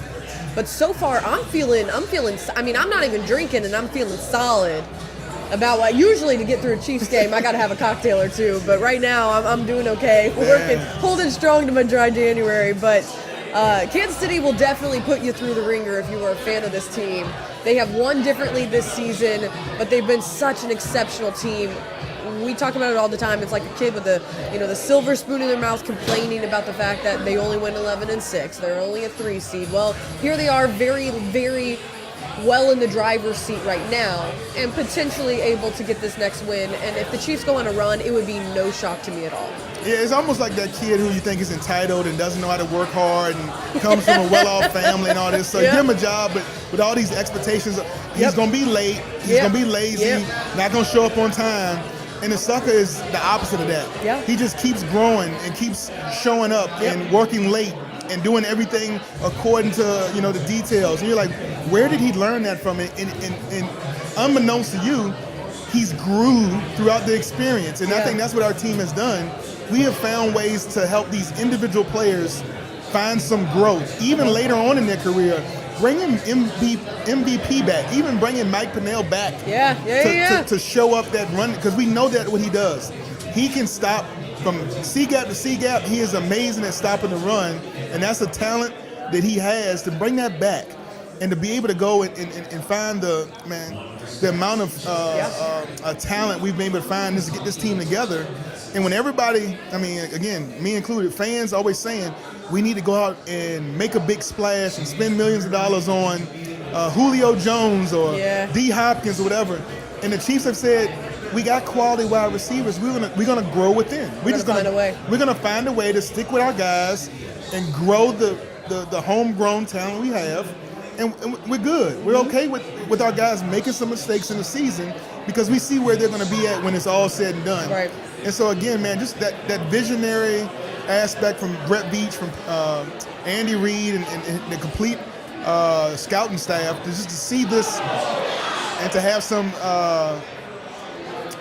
ability to see beyond just the week in and out stats is just amazing. So now the momentum is kind of swung back toward Buffalo, right? A little double move right there.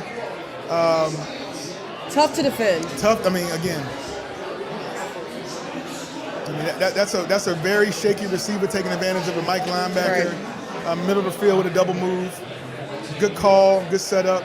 So about 90 seconds here left in the half. Kansas City defense trying their hardest to keep Buffalo from getting anywhere close. And again, going that direction. Dave Tobe and our special teams has they know exactly what line of scrimmage. Right. Looking to tie it up. All right, here he goes.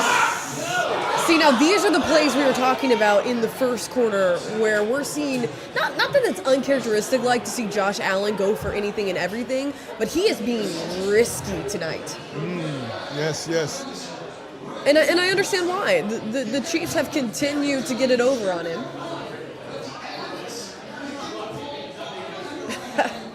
Was that a no look?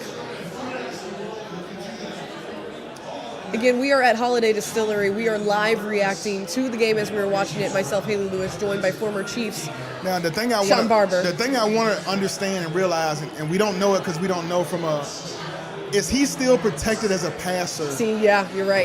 When he's running up and at the last second throwing the ball away, is our defense at a situation where if we hit him, we get flagged. If we don't, he's able to create some awesome plays.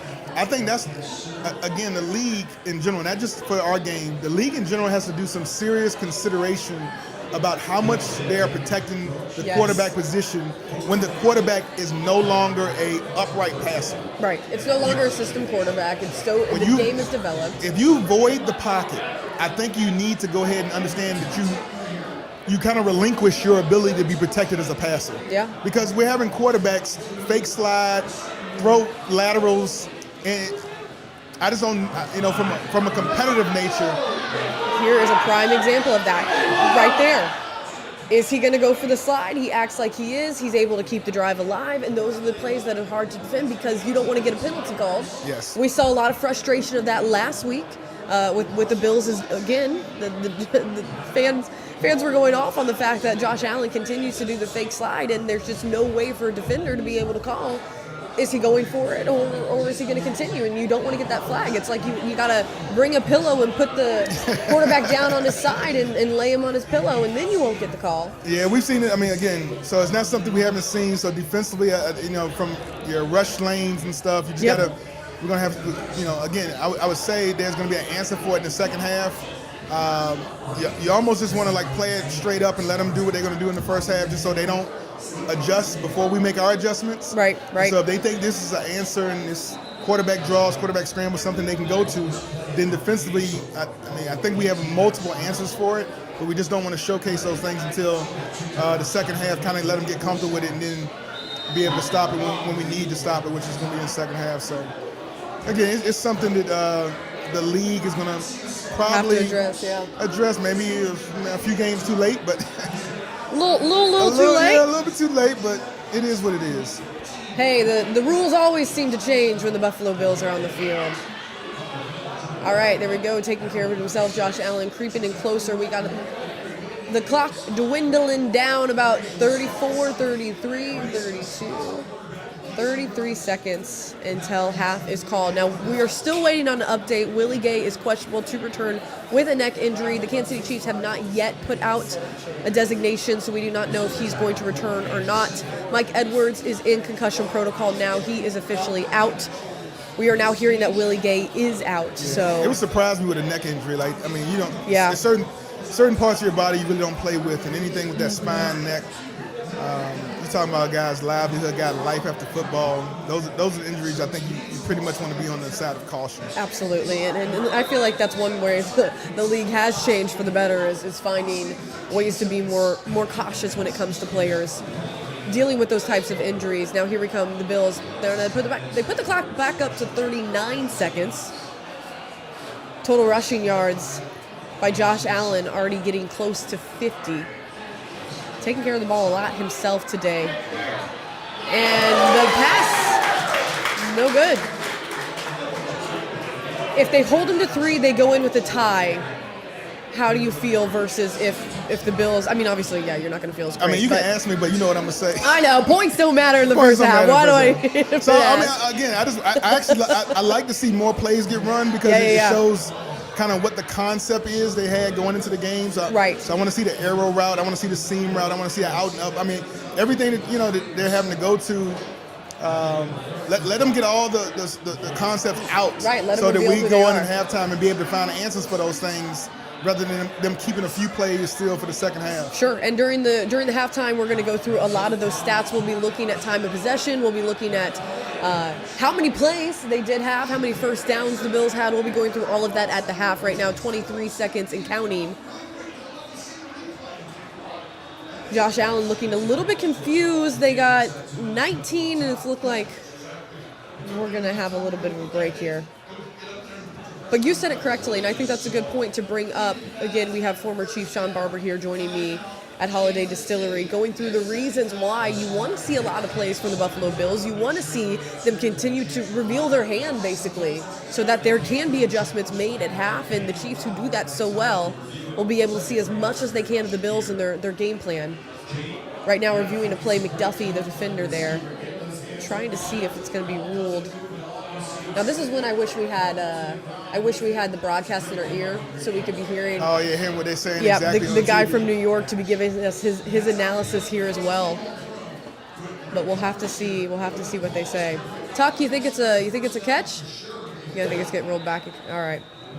So it's looking like the Bills will continue driving it down. They should be setting up.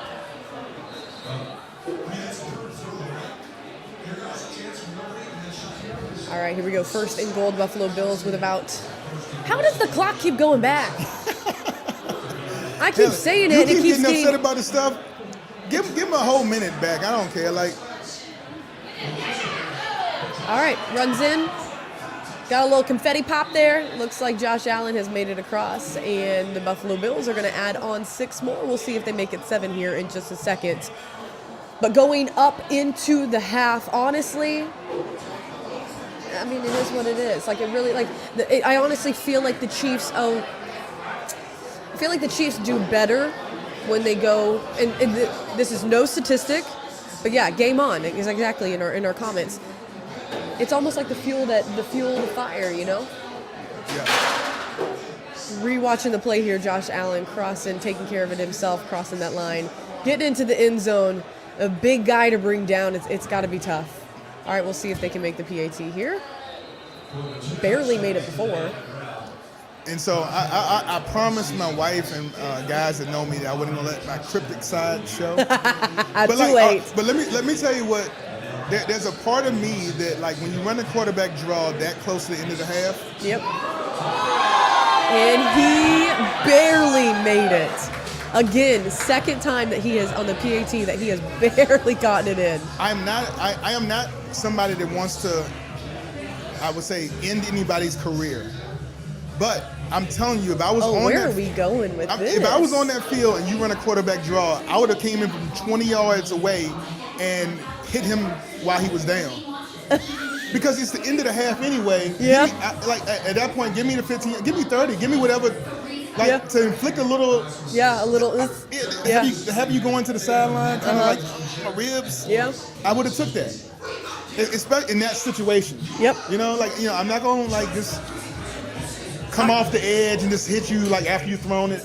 But if you're gonna run a quarterback draw, that's gonna be the one time I have the opportunity to treat that quarterback like a running back, and I'm gonna let him know why he ain't a running back. We need Sean Barber now. Our D-line and linebackers are weak. We need Sean Barber. They're not weak. I can't. It's clobbering time. No, they ain't not weak. They're not weak. I just, like I said, I got a little old school in me. I got a little cryptic. But we could still use you. We could still use you. I would love to see on that one play, I would have loved to give him a little rib shot, a little chicken wing right underneath that. There you go. Former Chief Sean Barber joining us here on our KCSN live reaction show. We're going to pull up some halftime stats here in just a second to roll through these, and I'm going to read a couple to him and see what you're thinking of it while we're waiting on the broadcast to get back. Looking at time of possession, looking at first downs, looking at how much the Bills have been in control of this game. So right now, here we go. Time of possession, 19 and 7 seconds for the Buffalo Bills. Right now, the Kansas City Chiefs, 10 minutes and 27. So they've almost had it 10 more minutes. Now, again, they got the ball first, so we got to factor that in. Okay. First down, 17 for Buffalo, 9 for Kansas City. Again, time of possession has been almost 10 minutes more, so that doesn't really bother me that much. They had the ball first and last. Yeah. So they had the ball first and last. So it's again, first half doesn't matter, right? Yeah. we neglect three scoring drives from both teams. Sure. They scored 2 touchdowns and a field goal. We got 2 field goals and a touchdown. Yeah. Of our one of those field goal attempts, I do remember there was a 7 route that we kind of sailed the ball a little bit too high to MVS. So it could. I mean, the difference of this score is the ball being placed right 2 feet down. I mean, right. Again, we it's saw minute right now. It was a checkers game. It was back and forth, just like a tennis match, right? Now we're from boxing to tennis, and now we have Richie James back to get this one. 235 total net yards compared to Kansas City's 170. Again, we'll be rolling through a little bit more of these. Richie James making a pretty good showing. How much time we got? Do we have more than 13 seconds? We have 20 seconds. Oh, but I told you 20. Lifetime. Well, yeah, 13 seconds is what scares the Bills, doesn't it? I told you 20, but we'll have to see if that's accurate because they might put 5 more seconds on because that's what they've continued to do all game long. Josh Allen, though, let's look at his rushing yards. Right now, he has 51 rushing yards. Yeah. And obviously, defensive, they're gonna make an adjustment to that. That's something that everybody expected him to do. Cook with 41. He's been doing it since the OC changed. Yeah. Since the offensive coordinators changed, they've gone to a lot more of having right, Pacheco getting caught up there a little quicker than they probably anticipated. Mahomes would pass off to Pop. We got a flag, though. Oh, my goodness. Every time I see a flag and I see the offense on the team, I think, do not be Jawan Taylor. Do not be Jawan Taylor. We're moving backwards, so it's probably on us. But who? Tuck, can you hear who that flag is on? All right, here we go. The 2 fouls built by the offense. oh boy.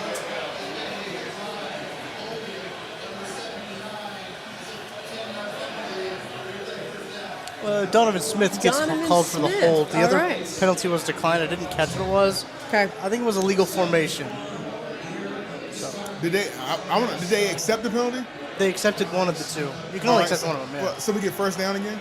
Yeah. All right, so I'm taking 3 shots looking for a pass interference. Like, at this point, it's only 20 seconds left. Give me 3 shots. The quickest way to eat up yardage without burning up time is pass interference. Take advantage of a young secondary, do some double moves, tell your receivers to fight back towards the ball, put the onus on the refs to make a call. Got a little bit of a scruffle going on here. All right. Bills looking like they're getting in with the Chiefs O-line. Right now on my stat sheet, they've called it. It is half. There we go on the screen as well. 17-13. Kansas City Chiefs right now just down by a little bit in this one. Just down by 4. Yeah. Buffalo Bills ahead. We go into the halftime. We see Kelsey and Josh Allen talking on their way into the locker room. That's interesting. But now we are going to take a little bit of a break. Sean, appreciate you being on. Continue to enjoy your bourbon, your old fashioned, as we get this thing rolling. Guys, if you are just now joining us, this is the divisional round watch party. Kansas City Chiefs taking on the Buffalo Bills. They are on the road, not here in Kansas City like we usually like them. They are on the road. Patrick Mahomes having his first ever road playoff game, of course, with the exception of those neutral site Super Bowl games. We are live streaming through the Kansas City Sports Network here at the Holiday Distillery. It is in Weston, Missouri. And now we're going to bring you in a former Chief and also a Super Bowl champion himself. We got Dustin Colquitt, who is now joining us live on the stream to give us his halftime thoughts. Dustin, appreciate having you on. And first off, you're in Tennessee, right? That's where you're joining us from. We're in Missouri. You're in Tennessee. Yep, we're in Knoxville, Tennessee right now. Snow, and we've been out of school for a week. We're out again tomorrow. They're just not as flat as Kansas City. There's too much snow. It's crazy. How is the house filled with all the kids? Oh, we right now we have a couple over from church, and we'll obviously tune into the game. KJ is like this far from the screen. I came to the back room because people are going crazy. Yeah. So how's everything there? It looks like you're on a dry January. Sean is doing a damp January. Sean's doing a little more than a damp January, let me tell you. He's enjoying himself this January. He's been great insight, though, all game long, giving us the second quarter rundown. We had Kent Swanson on for the first quarter. We got a live watch party going on here at Holiday as well, so it's a lot of fun. We're sad you're not here in person because I'm sure you could indulge with the guys. They're doing a little drinking game every time they see Taylor Swift taking another swig, so I'm sure it's going to be a fun time getting everyone home safe here tonight. But let me ask you your initial thoughts. You've been in these intense games before with a lot on the line. Just give me your thoughts off the top. What did you see out of this one? The Chiefs now going into half a little bit down, but not the panic button. Yeah, not at all. And I think that started, in 2015. I remember sitting in a team meeting. We were 1-5, headed to London, and our season was in a downward spiral. And Andy Reid said, "I'm not hitting the panic button, and neither are you guys. We're going to get this together. We're going to go over across the pond. We're going to win, be 2-5, and then we're going to come back and we're going to try to make a run for the Super Bowl." And man, we won 11 games. So they have everybody that they need in that game, plus a couple of the guys that weren't there in 2015, including number 15. and he's been exceptional tonight. I love, how he found the overload the left side, get Kelsey open on a missed assignment there. So he's got 3 for 66 yards, long of 29 right there for the touchdown. We're running the ball pretty well. This is a heavyweight fight. You got 2 11-6 teams going at it. This is what we want. We want a good football team, and it looks like one of those classic Kansas City Buffalo games that whoever has the ball last is probably going to win this game. Yeah, we were talking about it throughout the pregame and also just throughout the beginning of this one. The fact that the Buffalo Bills have really been put through it. I mean, it's like a boyfriend who keeps getting the girlfriend to come back, and then keeps dumping her every time. The Buffalo Bills, poor people, have just been having so many heartbreaking losses at the hands of the Kansas City Chiefs. You said a few things about Mahomes that he's been able to do well. We've seen the connection between Travis Kelce as well. This is also a different team, though, and a different team that you were used to playing with, right? We saw a flashier offense before. Now we see an offense that kind of leans on the defense. Do you see this team, although different from years past with Mahomes' magic, having the ability to make a long run and also be able to get past this game? Absolutely. Before the playoffs started, I stated clear and present this team is going to be in the thick of the Super Bowl run this year, and I still say that that's going to happen. A little concerning with Williams and Willie Gay going out. That obviously doesn't hurt. Yeah. One thing that you can count on Andy Reid and Brett Veach is building a really thick roster. You see some guys that are inactive tonight. Derek's out. He's not playing, but that's because they have to beef up secondary, linebackers, stuff like that for things that could happen this game that have already happened. The one thing I am concerned about is we have Jamal Charles type yardage out of Josh Allen. If we can keep that at bay, I really do think we can kind of like button down the hatches. Andy is great coming out after halftime and making those little tweaks. I trust Matt Nagy. He's back. He gives a new sight. I love how him and Mahomes can kind of go back. He's trying to get that play in quick, and I think it's going to happen in the second half. So you're someone obviously who spent a lot of time in that locker room during half times where maybe things weren't going exactly how the team wanted them to. You kind of alluded to the fact that Andy Reid is great at making adjustments. We've also seen Steve Spagnuolo make those adjustments as well. Kind of walk the fan base through what those locker rooms are like. I know that's always the annoying, nagging question that us as like reporters always ask you. What was that halftime conversation like? How'd you get them back in this one? But maybe just for the people who have never been in that locker room, what is the actual conversation like? What does Andy Reid do? Like, what happens during the half? Well, obviously you have those 2 halves. You go in at halftime, you make corrections, and you say like, hey, you don't want to show everything right off the bat that we may do. And you saw that start in the second quarter. You start getting Edwards-Helaire active. You start, Rice, guys that, had a huge week last week in Rice. I was super pumped to see him, a young kid like him, come up big for us. And I think at halftime, what they're going through is, look, we haven't shown them all, and Buffalo hasn't shown everything they're going to try to do this game because nobody does that in the first half. But I know that coming out in the second half, when it matters the most, the Chiefs are always great about those halftime changes. Yeah, we were kind of talking about that. 19 minutes of possession for Buffalo, only a little over 10 for Kansas City, saying that it's really good for Buffalo to spend more time on the field in the first half because it shows more of what they're doing, right? It reveals more of those plays. How do you see Kansas City adjusting after what maybe you saw, or is there any adjustment that needs to be had? Does Kansas City lean on what they're already doing right now? Yeah, right now, obviously, you're going to have that Mike linebacker really just watching everything that their quarterback's doing. Yeah. He can beat you with his legs like that. He's right now the leading rusher on the football field for both teams. Mm-hmm. And so that has to command respect in the second half, and they have to get after that early in the third quarter to shut that down and make him beat you with his arm, which he can. But he, like you said earlier, I heard you talking to Barbershop, he's been taking a lot of risks. We want him to take risks in the cold, windy games like this. Did you call Sean Barber Barbershop? Yes, my man, Barbershop. Man. I haven't heard that one. I love that name. That's awesome. Yeah. He was talking a lot about that and just, kind of things that you were hitting on the head there as well. Let me ask you this. You've been a part of a championship team before. You've also been a part of a team that struggled to even get close to championships. Do you at all sympathize with the fact that Buffalo has continued to be kept out of that Super Bowl game at the hands of the Kansas City Chiefs? No, we love it, and that's one thing that as a Kansas City Chiefs alum, you'll never hear me feel sorry for the Buffaloes of this world. It's something that we want to win.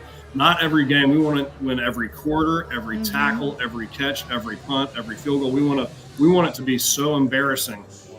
Keep it close. Like Andy always says, Coach Reed was the best. He goes, don't peak too soon. And you see him call games like this in the first half. So we don't show all of our cards. Don't peek too soon. And then when you get a shot, boom, hit them while they're down. I love it. But the mentality and just imagining, I mean, you did it pretty good, the Andy Reid little punch there at the end. Like, you nailed it. So you tell me maybe, well, we got a little more time here.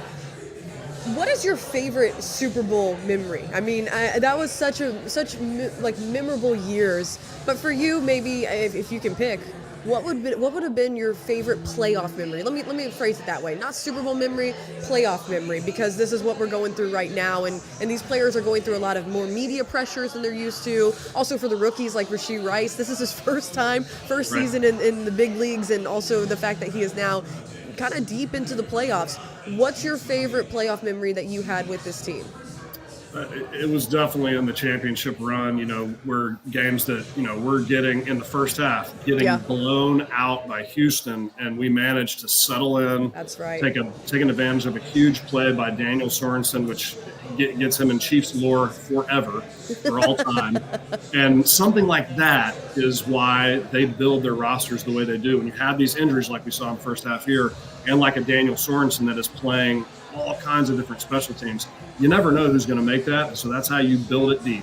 That's how you have the 108, spending 108% of your cash, is because you have to have those guys down the stretch. That linebacker that comes in that not only helps you get 11, 12, solo tackles, but also makes a big play on special teams. You don't know where it's going to come, so you got to keep it stacked across the deck. Offense, defense, special teams. And that's what they're the best at. They've been the best when it matters. Chris Jones coming out, had played big games. You already see him sitting on the sidelines, coming out so he doesn't run out of gas, so he can keep that foot on the gas pedal the third and the fourth quarter for us. We got a comment in here, Michael Bell joining us. He was saying that if we got to get a touchdown to stop, we got to get a TD stop coming out this half, or I'll be losing my mind in the third. Agree or disagree, Dustin, with Michael Bell there? Yeah, I think it would be great. I mean, right here is where, we can't turn down any points. So if we get in a situation where we're in a long field goal and we're in 4-down territory, I think, the way we've been able to move the ball, I mean, what is Mahomes sitting at a 122 passer rating right now? So I think that we just have to get points and continue to get the blow, get that ball. We need a turnover. Yeah. We need an interception, turnover. We got to stop the run, and we got to keep our eyes on Josh so he doesn't get as active as he was in the first half. If we can do a couple of those little things, I like sitting here just doing little jabs, and then when it's time, hit him with that 29-yard pass to Kelsey, over that left side. We can do little things like that, make it close. So then it really hurts when we rip their heart out in the fourth quarter. You're all about taking the Bills down. I love it. Rip the heart out. Barber was coming out with saying he would do the late hit and take anything to get Josh Allen banged up a little bit. I mean, it's a physical game. You got to do what you got to do. It's also a violent game, and the Chiefs are wanting to move on in this one. We talked about this a little bit, the fact that this is a game where Mahomes and Josh Allen are going to give their bodies. They're going to give anything and everything. I mean, we saw last week Mahomes cracking his helmet just trying to dive and get closer to the end zone. When Josh Allen is willing to give it all, I guess this is the best way to say it, how do you stop him? Because you run the risk of getting a penalty. You have no idea if he's going to slide. You don't know if it's a design run. You have no idea what's coming because he's able to do so much with his legs. So when you're looking at this from the outside perspective, I mean, what does the Chiefs defense do to even combat this? Because it seems like he can just make those explosive plays any given moment. Yeah, definitely. I think the biggest thing is we just got to keep our eyes on him. We get behind him. We got James Cook and Ty Johnson that have combined for over almost 66 yards as well. And so I would rather bow up that defense. Chris Jones, they went in. I love listening to Chris Jones because he has always been that same guy. Even as a rookie, he always said we have got to bow our backs, fill our gaps, and make sure that nothing like that happens. We can't let him get loose. I would much rather them have a true running back rush down our throats than let him beat us in the air and with his own feet. If we can just bottle him up, I still think we're in good shape. They're going to do the biggest thing they're looking at right now is who goes where in our secondary linebackers to make up for the guys that are down in Williams and Gay. All right, so right now Josh Allen owes the Kansas City Chiefs at least 2 turnovers. Yes. Chris Jones owes us at least a sack. We gotta get him down. We would love to see a little Charles Omenihu in there as well in the mix of things. But we also got to see Jason Kelsey cheering on his brother. You also having a brother who has played in the league, the two of you playing at the same time before. How special is that to be able to share that not only with the brothers on your team, but your actual brother? Yeah, that was really special, especially being in division like that when he was with the Broncos and we got to see each other 2 times a year. He would be at my house when we went to Denver. My family and stuff would travel over there, to visit them in Denver in the Castle Rock area, which was so much fun. I remember, being mic'd up on the sidelines. Yeah. And, Coach Fox making a big deal about it. And that's just a special time to see him be able to celebrate and shirtless. I mean, he looks trim for a center in the NFL. He looks right? trim. He's got that little Austin Powers thing kind of going too. But I've loved the Heights podcast. Yeah. Between you and I mean, we got to work on some stuff. That's really fun with that glimpse that they have given into their family, their upbringing in Cleveland, and a lot of fun. So it's always fun seeing brothers at the highest level supporting each other. Now you kind of brought it up there a little bit. We got a podcast going on. It's going to be right here on the Kansas City Sports Network. I will let you explain to the people. You and I are going to be hosting this podcast coming up starting in August of the 2024 season. If you want to take it away and let people know what we're going to be bringing them during the season. I mean, have we even decided what we're going to talk about yet? I think when we get in this brainstorm session, we're going to focus on bringing a bigger light to knowing our players better. Yeah. That was something that I always tried to do when I had a show there. The pregame show is it wasn't ever about me. It was about, some guys that were not comfortable getting in front of a camera and telling their stories. But the way Chiefs Kingdom works is it's a small town. It's a Midwest town that has a SEC college football feel. And when we tell these other players' stories, this town embraces them, and that's what we're all about. That's why we have the best, Red Coaters, the Ambassadors program. Yeah. It's the best of the best of the best of all worlds, Jackson, Johnson County flair. And so I think that's what the podcast is going to be about hanging out with us and having people on the show. Of course, we're going to be talking about football, but we're also going to be talking about life and their lives and how they fit in that tight-knit Kansas City community. All right, the Chiefs are just now back on the field to start off the second half, 17-13. Buffalo still up in this one. We have a long reception, and Dustin, let me tell you who just caught it. MVS. Right. MVS. Let's go. He's got to be active today. We talked a little bit about Rice, but right now we have to stretch the field and then get it to our backs. Love 10. Love Allaire. Both those guys need to be super active, running through those gaps and not stopping, ducking that crown of the helmet and blowing their chests up. I love it. I love to see it. Also a guy getting a little bit of redemption in this one. Dustin, appreciate you being on. Thank you so much for joining us. And like you guys heard him say, you got a lot to look forward to this coming season. Dustin and I are going to be bringing you the inside stories of, the behind-the-scenes stories of who these players are, what they're all about, and you get to know them at the core. So appreciate you, Dustin. Stay warm in Tennessee. Tell the family hi, and we'll be checking back in with you shortly. Will do. Thanks, Hayley. All right, see ya. All right, guys, you are still joining us live. It's the divisional round live watch party.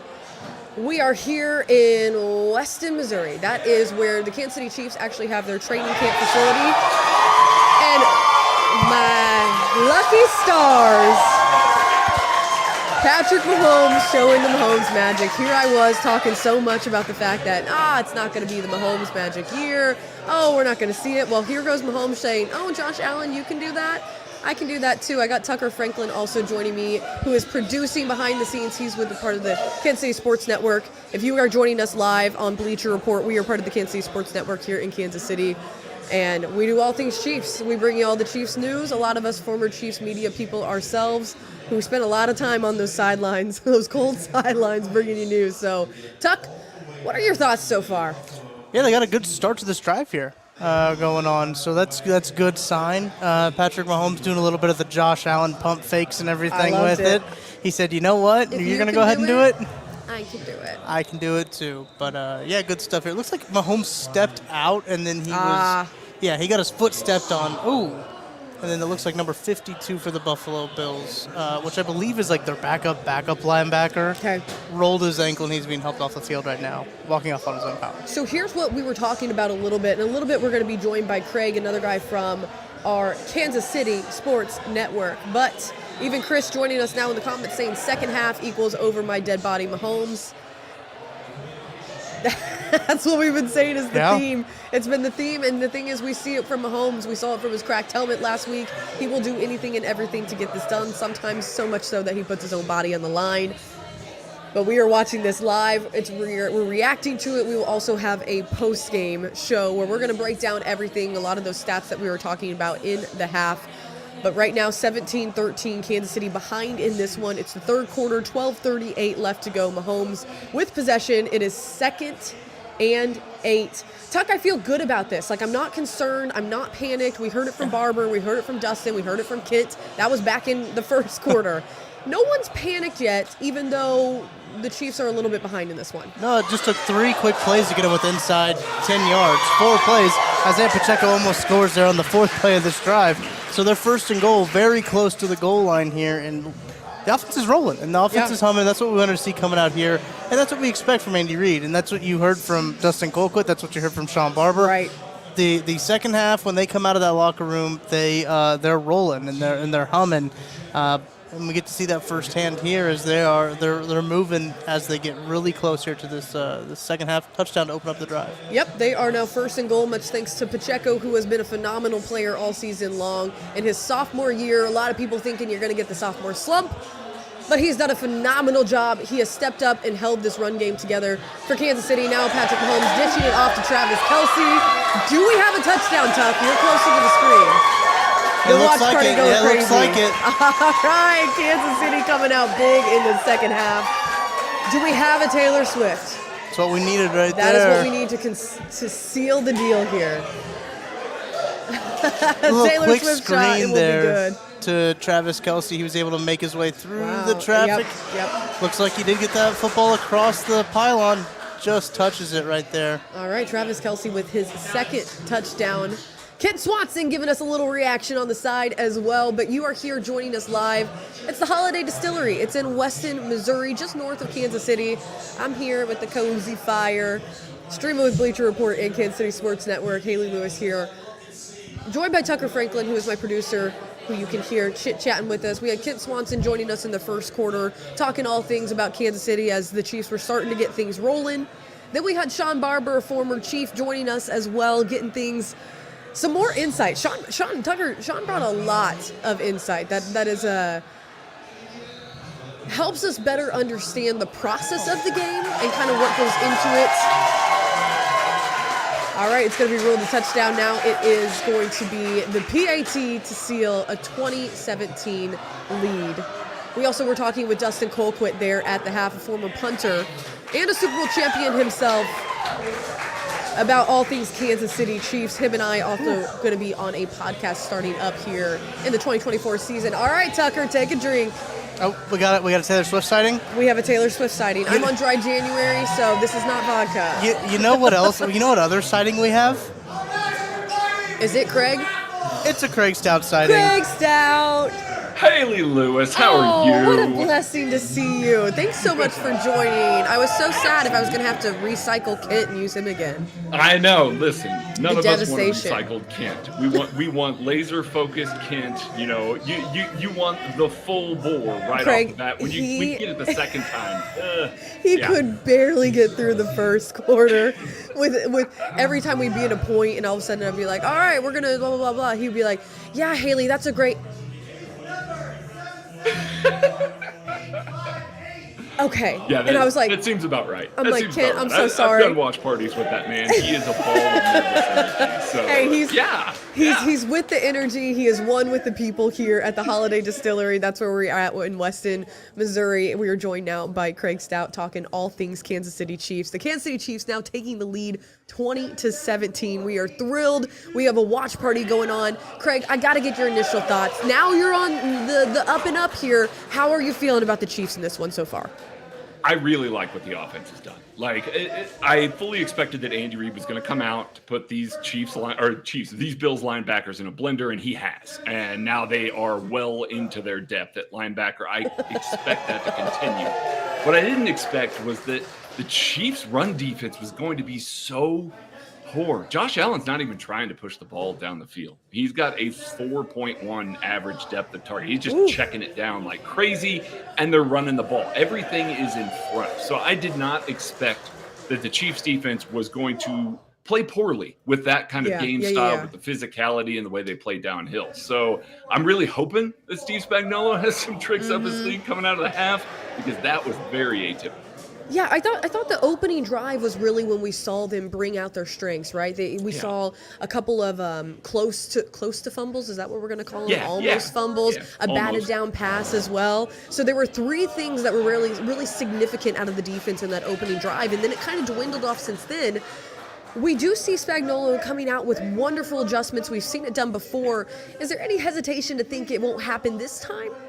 No, not at all. Okay. And there's been some positives that have been there, and guys that have just not quite made the play. Yeah. Nick Bolton's had a couple of opportunities that he hasn't been able to make the play. Justin Reed, same as him. Chris Jones. These are your marquee players. They just got to execute at this point. But some of what we're seeing is that the Buffalo Bills are just constantly ahead of the sticks. Yeah. They're gaining big chunk plays on first down, making it second and short. That's hard to play defense when you're doing that. So you got to win on early downs a little bit more, because the Bills haven't been good on third down. Yeah. They just haven't been in third down very often. Let's talk about two significant injuries that happened here in the first. Willie Gay being downgraded to out, questionable to return originally with a neck injury, downgraded to out. We see Mike Edwards entering the concussion protocol. That's another hit to the secondary.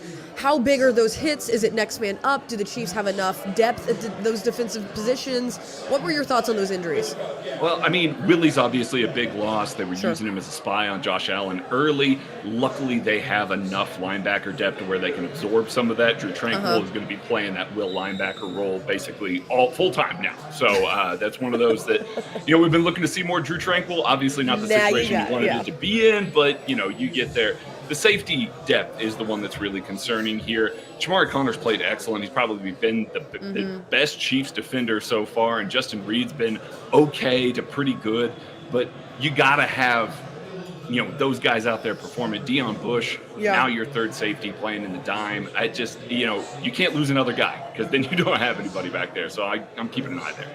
Yeah, definitely something to keep a note on and something to look out for as we continue on in the third quarter. Right now, Kansas City still ahead 20-17. Craig, let me ask you about the other side of the ball, the offense. We were talking about it. It's quick passes. They've been on the field for let me actually tell you what the time of possession is right now. I love it. It is, so the Bills have had the ball 20 minutes and 25 seconds. The Kansas City Chiefs only 14 minutes and 5 seconds. But they are making these quick pass plays. They're able to get down the field quick. That is not something we've been used to this season. What is happening? I don't. They're finally opening things up. We're seeing more explosive plays, explosive runs. That pass to MVS was a dot by Patrick Mahomes. He is playing out of his mind right now, and he caught it. I know that.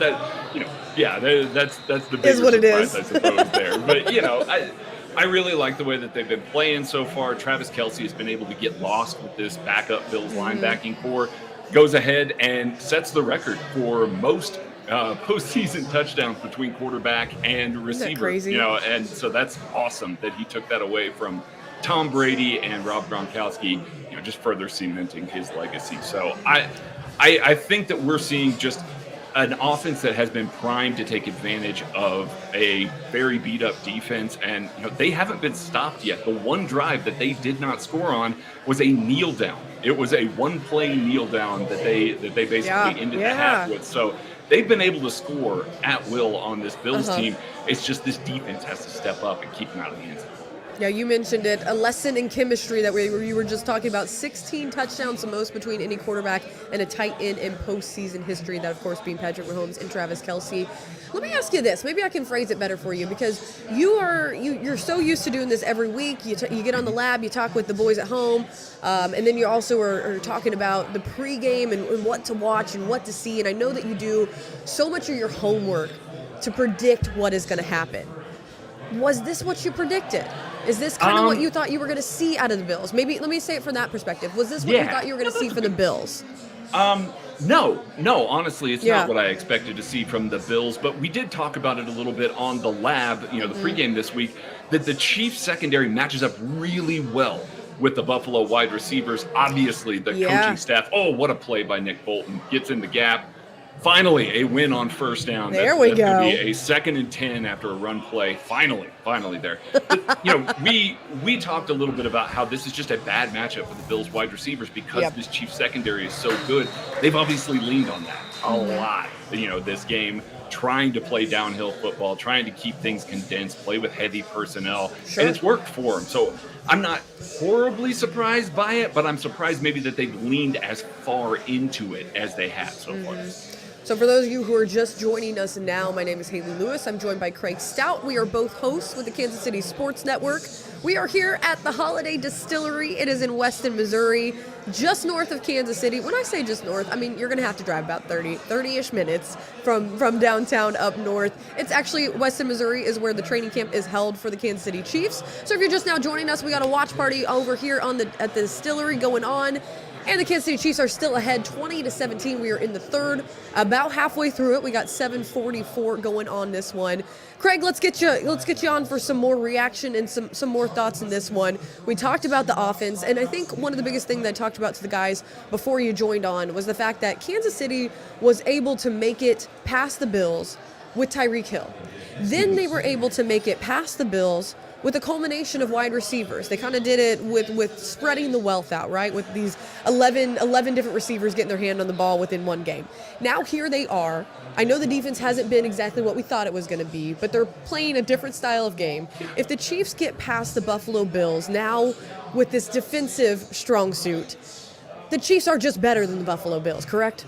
Yeah, I mean, at that point, you've seen Buffalo continue to throw money at the problem, continue to try and win the AFC. Right. And if they can't get past the Kansas City Chiefs in this third amalgamation of what this team is, then you're starting to look at this and going, what do we need to do to get over the hump if you're the Buffalo Bills? What sorts of things do we need to do to try and get that? Now, so plenty of time left in this game. They're still very much in this, but it's one of those that would be pretty heartbreaking if they're not able to go ahead and pull this out, because they've had so many bites at the apple and they've had the regular season success against Kansas City on top of that. So then to turn around and just say, we just can't get this done in the postseason, that's a really tough pill to swallow.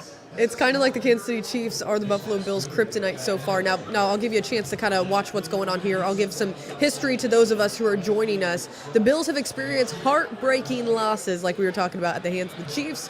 2 in the last 3 seasons. The first in 2020, that was the AFC Championship game. Then again in the 2021 divisional round. We all, of course, remember the good old 13-second game. This is their third playoff meeting in 4 seasons. Now, this is not talking about regular season games, what I'm about to say next. Kansas City has won the 2 previous matchups at home. So, of course, that's talking about those playoff matchups. Yes, it is understandable why these two teams play so well against each other, why there's this history. It's almost, Craig, and I was saying this before, it's just the perfect NFL gods coming together, giving us playoff magic when this matchup came to fruition. So here we go, 1st and 10. Buffalo Bills still driving with this one. Kansas City seeing if they can slow down their offense at all. That was a great play by Nick Bolton. That was a great play by Nick Bolton to kick out there on the tight end and take away Josh Allen's preferred route there, and a good play by Mike Dana to make sure that Josh Allen stays down. But again, Josh Allen picks up 3 yards there. You got to win on 2nd down now. Try and force them into a 3rd and long. The last time they saw a 2nd and long, the Chiefs, that's a pretty good play by Shamari Connor. It's going to be 3rd and short. But last time that they got in this 2nd and long, Trent McDuffie gets flagged for an illegal hands to the face on a play that, it was going to set up a 3rd and medium. So the Chiefs just can't get them to 3rd down. Now it's going to be 3rd and short. and get off the field here, force a field goal. Yep. And you feel pretty good about where you are if you're a Kansas City fan. See, this is the challenging thing when you see Josh Allen, and I know we've already talked about it, and I've talked about it with every single person here. It's so frustrating. I have no idea how, even in speaking with Steve Spagnuolo, how he is able to game plan for a guy who has such explosive plays that just come out of nowhere. And with the rules that surround the quarterback, how do you defend him? I was telling it's Barber, so hard. I said, just put a pillow under his head and lay him down. Apparently that's all you can do. Yeah. You got to and then guide there him you into go. the touch, guide him into the end zone. 3rd and short. Chiefs do not plug the run well, and now it's going to be 1st and goal for the Buffalo Bills. They can't get out of their own way. This Buffalo Bills run game is killing the Chiefs defense. I fully expect we're going to see another Josh Allen run here inside the red zone. And to your point, Haley, it's so impossible to stop. He's a big dude that can run like a gazelle anyway. So he's hard enough to bring down on his own. Now, all of a sudden, you add some of the different layers, some of the different QB protections and stuff like that are in there. Yeah, it's really hard to bring a guy like that down. I mean, we see it. Obviously, Patrick Mahomes gets some calls, not as much as Josh Allen, but some calls there too. But being a defensive guy the way that I am, I just hate watching it. Just hate watching the fact that you can't hit these guys anymore. You can't bring them to the ground the same way as you used to be able to anymore. So I get it. It's for ratings. You want to keep the best players in the best positions in the game, but man, it makes it hard. I know, and also, okay, maybe you can give us a little more insight. You having the defensive mind that you do. When you are running towards a quarterback who's about to do a fake slide, do you risk it or not? I mean, what's the call there? Because it depends. Which player is this? Because there are going to be some players like a Justin Reed or a Shamari Connor that I don't think know how to pull up. So I think they're just going to continue to run through a guy like that. And if he fake slides, well, he's going to get lit up. But that's the one that I think.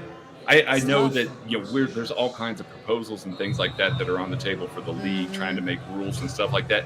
That's one that would be very, very difficult to impose. Yeah. But it's one of those that if you're going to protect the quarterbacks that much, you can't. The fake slide is such a weapon that everybody's got to let up, because if you touch him, you're getting a penalty. But if you don't touch him, he's running for 52 yards for a score. So it's impossible. The deck's stacked against you. It just further proves how hard it is to play defense in the NFL, and how until today, essentially, how well the Chiefs defense has played against mobile quarterbacks.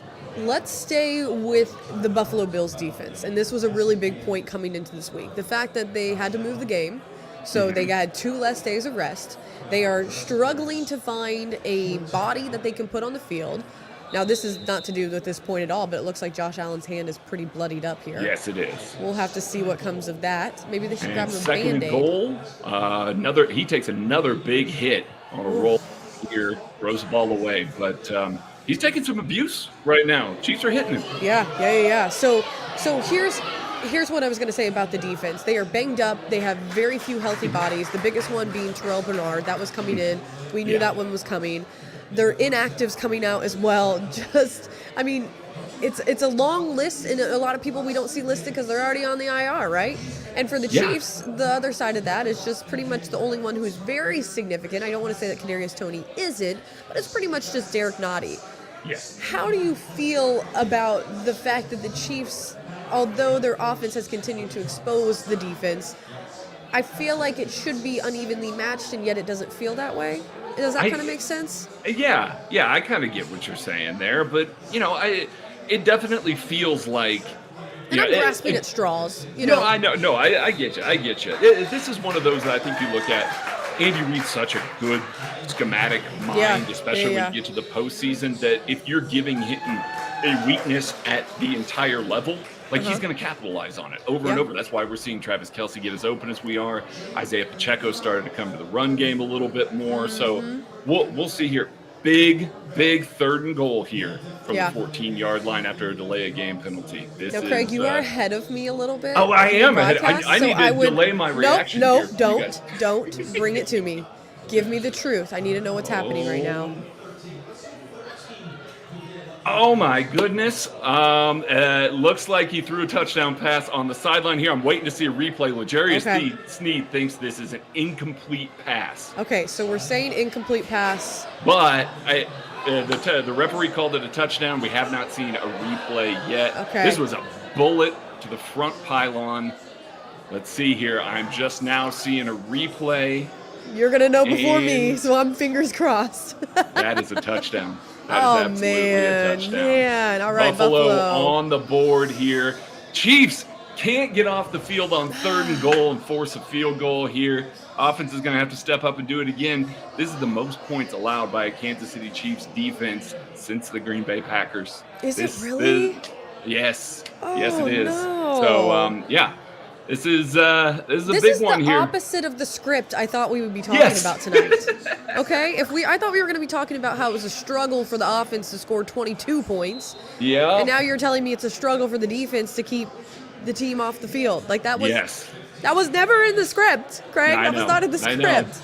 And L'Jarius Sneed allows his first touchdown of the year in coverage there. I mean, just breaking the entire script here, Hayley. All of it, all at once. So you were saying most allowed points by the Kansas City Chiefs defense since playing Green Bay. Since playing Green Bay, and first touchdown allowed by L'Jarius Sneed this season? This season, and playoffs included. I know. Yeah. All right. Real rough. There you have it. The Kansas City Chiefs are now behind by 4. It is again a 4-point game.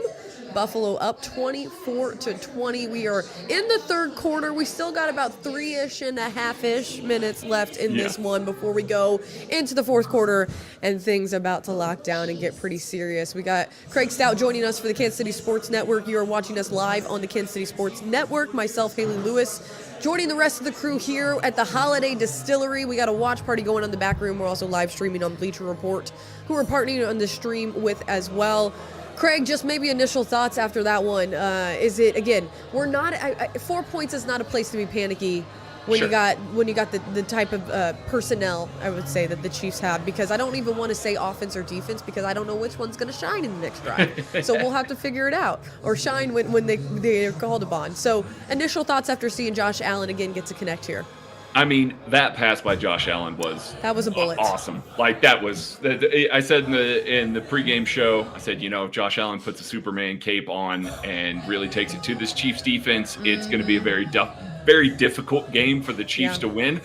Partially because what we were talking about, I wasn't sure if the Chiefs were going to make it to, a 20-point, 24-point margin here, be able to put up those kind of points on the board. Josh Allen's playing really well right now, making very few mistakes, avoiding pressure, getting the ball away, living to fight another down, and then that throw that he just made on third down was incredible. Like, that's one of those throws as a quarterback or, as a guy watching the defense, you just sit there and watch him make that throw and you go, well, damn, okay, let's go get the next one. But, you don't want that throw to be in the red zone. Chiefs got to buckle up before they get to the red zone there, because you're fine getting beat by those throws every once in a while. It shouldn't be allow them to drive all the way down the field and then allow one of those. It seems like red zone on both sides of the ball has been an issue and an issue this season we don't want to hear about. Let's talk about, while we're waiting for the game to get back up, some of the injuries that were in Week 14 that have now returned. This was a point that we were talking about during the week. So back in Week 14, there was no Isaiah. This is, of course, when the Chiefs lost to Buffalo, for those of you who are just now joining us. When the Chiefs lost after that infamous Kadarius Toney offsides call, which was clearly offsides. Did he check with the ref? Still to be determined. Week 14, Isaiah Pacheco, Drew Tranquill, Donovan Smith, Brian Cook all out. Now, Brian Cook is on the IR, so you do not see him tonight. But those three before that I listed are in the game right now. Without Pop, it was CEH kind of taking the load. Travis Kelce was also the leading receiver, but he only had 83 yards, and it's only 83. I mean, you can look at it as a lot or a little. Just depends on how you're looking at that one. But it feels like a little for a Travis Kelce, but a lot for every other tight end in the history does, of the league. right? It's kind of how it put it in perspective. Now we see Patrick Mahomes coming back onto the field. But maybe just weigh in on the fact that all those people are back in.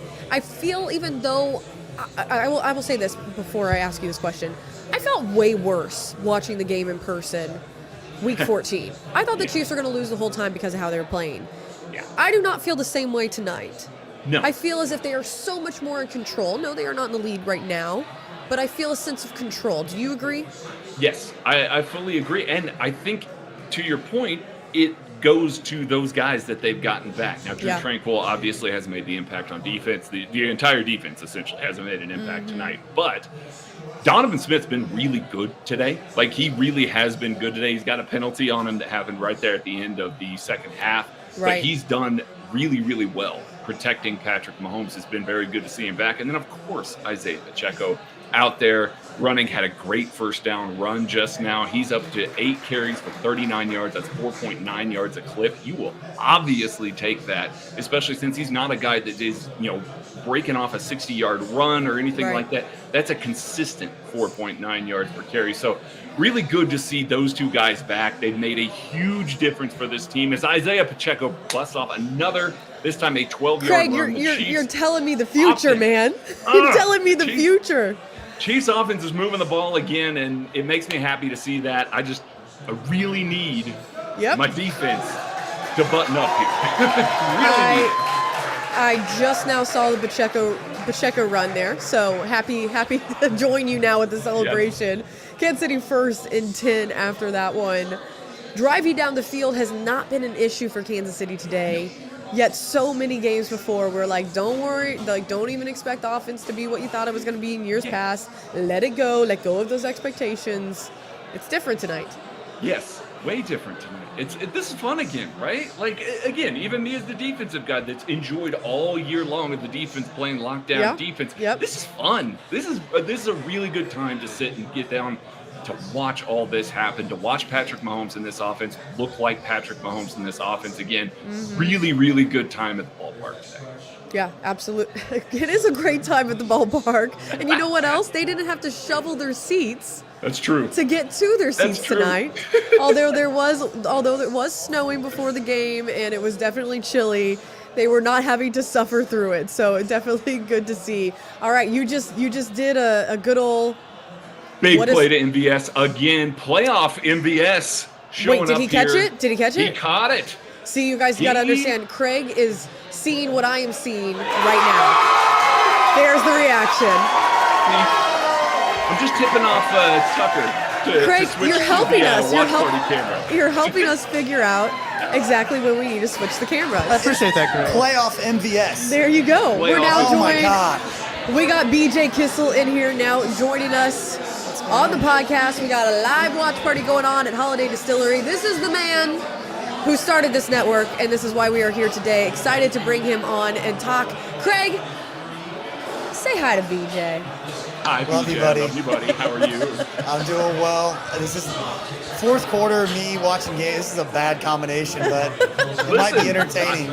Listen, last year we did this same thing in this same round at that same place. I've been there. I know how you get there, but hey, they won that game, so why not this one? Right? People caught me outside watching the game because we had like chunk play after chunk play, and I was talking to my kids on FaceTime. I was like, I'm not leaving. We are doing well. We're staying on the phone right now. I love it. So we got BJ joining us as well as Craig. The Kansas City Chiefs still down 24-20, but a very big catch by MVS. I was talking to Craig about this, BJ. We were not expecting to see this out of the offense. Kind of a sloppier start for the defense, an impressive start for the offense. It's been flip-flop of what we've been used to for the past 6 weeks. Was this at all what you were expecting? The only thing that's surprising me is that Josh Allen hasn't given the Chiefs defense a chance yet.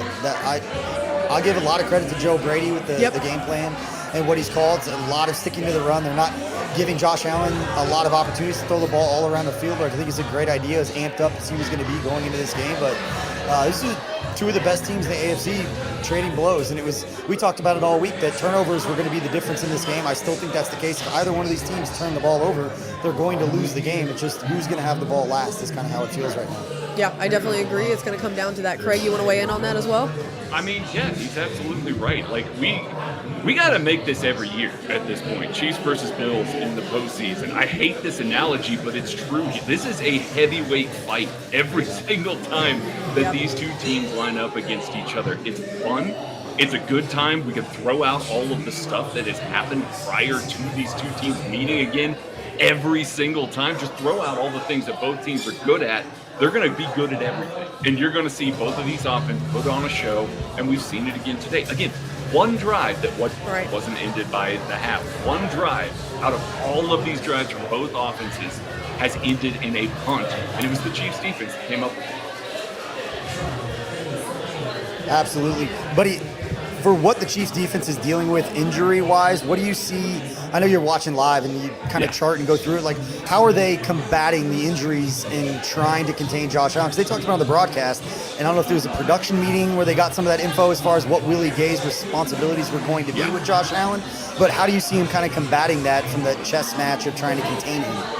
Well, we finally got to see a 3rd and long on that last 3rd and goal there that ended up, unfortunately, in a Buffalo touchdown. But we got to see a little bit more of Leo Chanel as a, kind of a spy on that play, keeping an eye on him, trying to corral him into the backfield. And obviously, then he makes a play with his arm. So that really stinks to be able to sit there and watch that.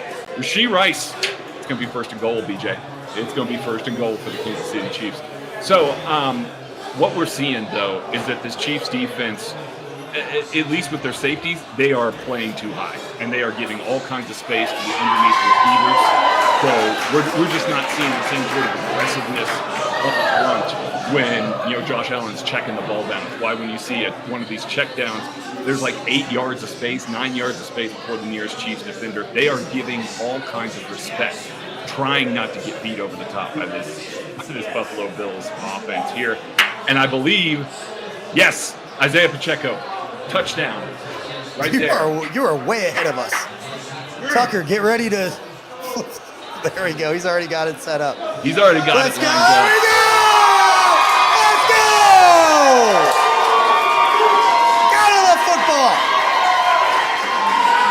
What a great job not to put his knee down on this. When you see the replay, he does such a terrific job with that back knee of keeping it up off the ground. It's probably about that far off the ground the entire time, and made sure, because he needed that little extra oomph to get it over there. What a run by Pacheco. Creed Humphrey doing work. His guy is 1 yard deep into the end zone. And Pacheco crosses. God, this is a good football game. It's a great football game. After a weekend full of blowouts, other than this San Francisco, the game earlier today was a really good one. But it's been mostly a weekend of blowouts or games where the favorites, kind of run away with stuff like this. This is fun. This is a good time right here. This is the two teams that should probably, be in this position, just duking it out right here. I know it's the obvious, it's the low-hanging fruit right now, but the Chiefs have been in these situations before a lot. Yes. They've had success in these situations a lot, both offensively and defensively, and the Bills haven't. We talked about all week going into this game that this game meant more to Josh Allen than it did to Patrick Mahomes as far as legacy, and this down maybe 2 or 3 or 4. We'll see what happens with the penalty right here. You tell us. No, they're going to continue to kick it. It's a smart thing to do. But either way, 14 minutes left to go in the game. You're down. This is what Josh Allen is supposed to do, and give credit to him because he has been perfect so far. Yes, he has. Chiefs have to make a play on 1st and 2nd down and then finally get home to Josh Allen this drive. At some point, they've got to do that if they want to do something here, because you give the ball back to this offense, they could be up 10. The Bills have not stopped them yet. Sorry, guys, I had way too much water. You got another full one right there for you. I'm like, everyone else is drinking bourbon. I'm like, all right, I'm just going to suck down all this water. And then about halfway through, I was like, Tucker, I'm about to die. Shout out our friends at Holiday Distillery. What I missed? Sucking out water. I've been sucking out bourbons. So, we're in a good spot. All right, tell me what I missed, guys. The Chiefs put up another field goal. It is 27-24. I heard a lot of cheering, so. Isaiah Pacheco right up the middle. There you go. So Rashee Rice made a play and then kind of limped off. I don't know what's happening there. He did that earlier in the game. I don't know if he's just playing through it. He looks like he's dealing with a foot injury. injury or an ankle injury. Okay. I don't know if it's new or if it's just kind of a lingering thing throughout the game, but Something we'll kind of definitely limped have off to the side before the Pacheco touchdown play. Have to keep our eyes on. Well, guys, if you are joining us right now, we are at the Holiday Distillery. That is in Weston, Missouri, so it's just a little bit north of Kansas City. Of course, the game is not in Kansas City, and it's weird to say that, guys. I feel like we're so accustomed to all of the playoff games. I covered the Chiefs for the past 5 seasons. I know you got to travel a little bit during the playoffs, BJ, when you were covering the teams, but I never left, with the exception of going to Super Bowls, because everything was here. Now Mahomes in his first road playoff game. Change of scenery, guys, it doesn't seem to bother him at all. Make a big deal of it, but he played a lot of road games. You look at his stats throughout his entire career. He's actually better on the road statistically. All of the numbers are better. Completion percentage, touchdown, interception ratio, total yards per game. All that stuff's better on the road. So yeah, I think it's a lot to do about nothing. I think it's more pressure for Josh Allen. And we talked about it during the week, and he is absolutely held up, and he played one of the best football games we've seen. Greg, thoughts on Mahomes' first road playoff game? Sure looks like he's playing at home, right? I mean, he There looks you go. fantastic as well. Josh Allen and Patrick Mahomes are playing near perfect football right now. So, it's really fun to watch when you got 2 high-level quarterbacks that are going at it like that and that are playing as well as it is. I don't think that being on the road has phased the Kansas City Chiefs at all. Like, I know that, defense and all of that isn't looking good. Defense travels. I don't think that that's got anything to do with being on the road. And I miss you too, Patrick. I wish I was at the distillery right now drinking bourbon with those two sitting on the chairs. But, defense travels well. I don't think that has anything to do with, what's going on here. Obviously, it would be great if they were in Arrowhead and dealing with the loudness and that atmosphere and all that. I don't mean to say that. But this defensive performance, I don't think really changes too terribly much if they're at home or if they're away. Well, Craig, go ahead. No, I was saying shout out Chris for watching the stream. Saw a couple comments come through. Yeah, we got a lot of fun people. Chris came out and helped us out at Dick's Sporting Goods when we did the shopping There trip. you go. That was really cool. Really cool. Hey, Craig, we're gonna say sayonara to you and appreciate all that you have done. We will check back in with you later, though. So thank you so much for being with us. Love and thanks to the boy at home. Thanks, guys. Enjoy the rest of the Chiefs. game. There you go. All right, Craig is saying goodbye, but BJ and I are going to be here throughout the rest of the regular. I should not have picked the fourth quarter. I know. I apologize, and if you have not seen this side of the game. I saw you pacing back and forth, and then I saw you doing a lot of the little body tenses, and I was like, oh, BJ's gonna be rough in the fourth. But anyways, BJ Kissel now joining myself, Hayley Lewis, here on the Kansas City Sports Network. We are live at the Holiday Distillery Watch Party on KCSN, also streaming through Bleacher Report. Right now, the Kansas City Chiefs are up 27-24. Making this one a close one. We got about 14 minutes left in this game. I almost said seconds. About scared a lot of people out there. 14 minutes left in this game. I feel like we'll break it down after the game. Sure. Win or lose regardless. But I want to do an average yards gained on first down by the Bills. It Yeah. feels like they've gotten 6, 7, 8 yards.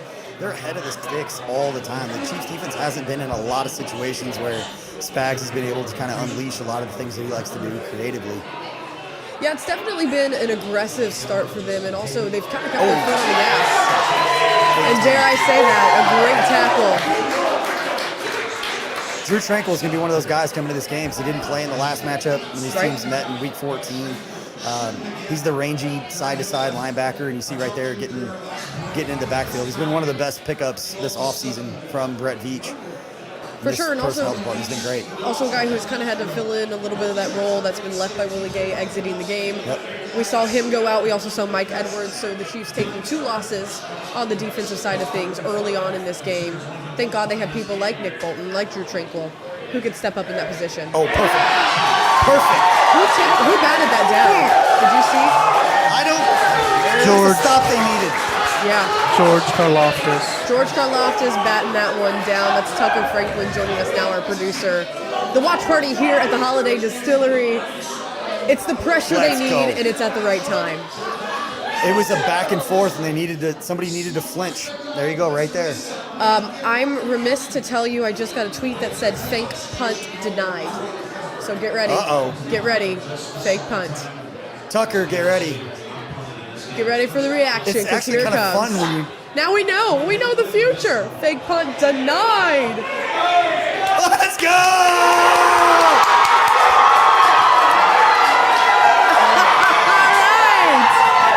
You guys are watching the live reaction. This is at the Holiday Distillery. It's in Weston, Missouri, just north of Kansas City. Coincidentally, also where the Kansas City Chiefs have their training camp as they get ready for the regular season. This is the Kansas City Sports Network watch party. You see them reacting. The Kansas City Chiefs denying the fake punt. A huge stop, BJ. You got to score a touchdown. Field goal's not going to do it. Buffalo gets the ball back. You've got to score a touchdown here. You got to take advantage of it if you're the Chiefs. This is Travis Kelce. This is his time. Was that, I believe, Damar Hamlin in on that play? Of course, an amazing story behind him this past season to see him come back. Now we see Patrick Mahomes 1st and 10 setting up just shy of the 30-yard line. Pacheco Oh, takes what a block from Noah Gray! Noah Gray! Let's go! Pacheco tiptoeing up the sideline. 83 on play side right here. You can see him seal off the edge. Gets on the other side. What a play. Finds a gap and just goes Phenomenal off. block. Wow. Safety misses. Stays back. Wow. Let's freaking go. Let me tell you something about what BJ and I have done for a living. We have been both sports reporters who have had to sit in the press box for the Kansas City Chiefs. You are not allowed to cheer in the press box. Both of us are Kansas City natives. I cannot begin to tell you how hard it is not to cheer. Here we go. So close. Do not Nicole reach Holman, for the so end close. zone. If he fumbled that into the back of the end zone, the Chiefs are going to be really lucky if that ball went out of bounds. Seems like McColl stretched at the half-yard line. The ball's fumbled. You can see Rasul Douglas.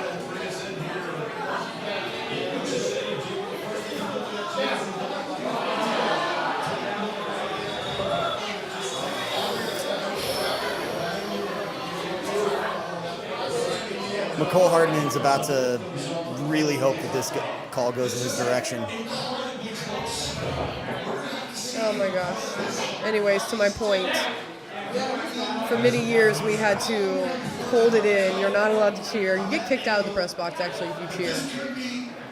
Actually put this out on social this week, Hayley, as we were watching this replay, and my heart is just, that's why you do not stretch. His hip is down. All right. I'm believing, because I haven't. Following the old. I was putting this out on social media earlier this week that the last year, the year the Chiefs beat the 49ers in the Super Bowl. Oh, that picture of you? The one of me on the sideline, That's but hilarious. I loved it because I went from the press box for the first 5 years that I worked for the Chiefs to down on the sideline as the sideline reporter for the radio network, and then I could scream and yell all I you can wanted. do whatever you so want. there's a lot of videos and pictures of me just losing my mind on the sideline.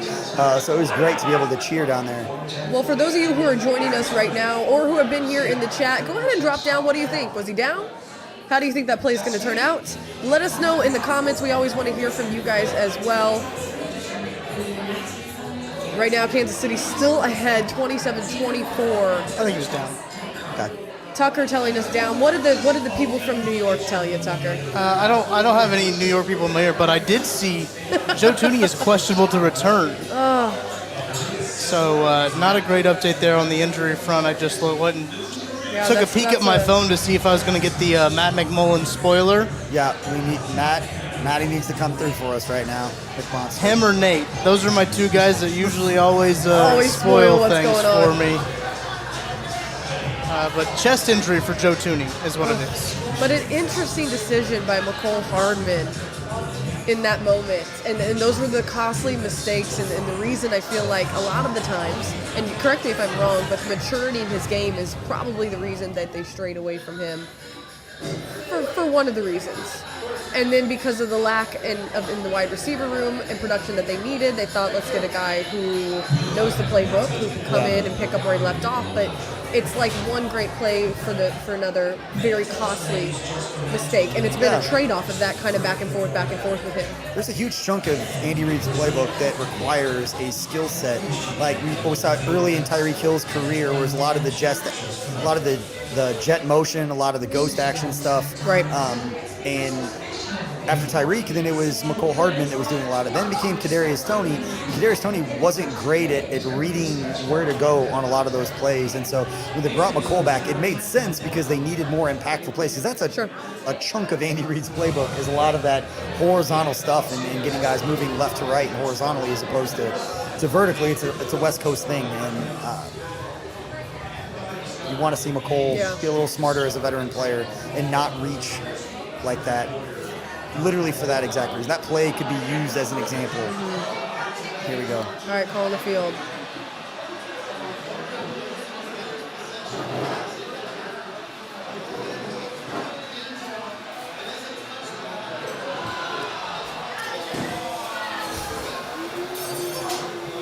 To add to this, McCole Hardman has had 2 touches and 2 fumbles in the red zone.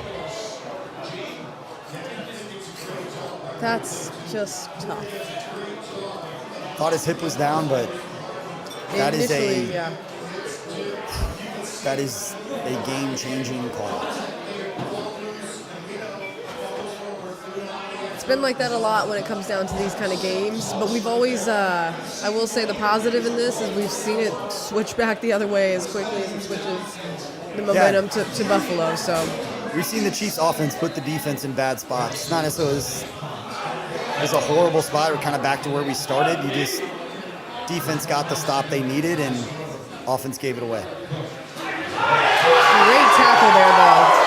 That's what they needed is a big stop on first down and not give the 6, 7, 8 yards on first down that they had been getting. Make Josh Allen make another big-time throw, which he's done throughout this game, to be fair. And continue to throughout this game, and that's been part of the reason it's been so challenging to find a way to stop him because he can't stop him on his legs, he can't stop him through the air.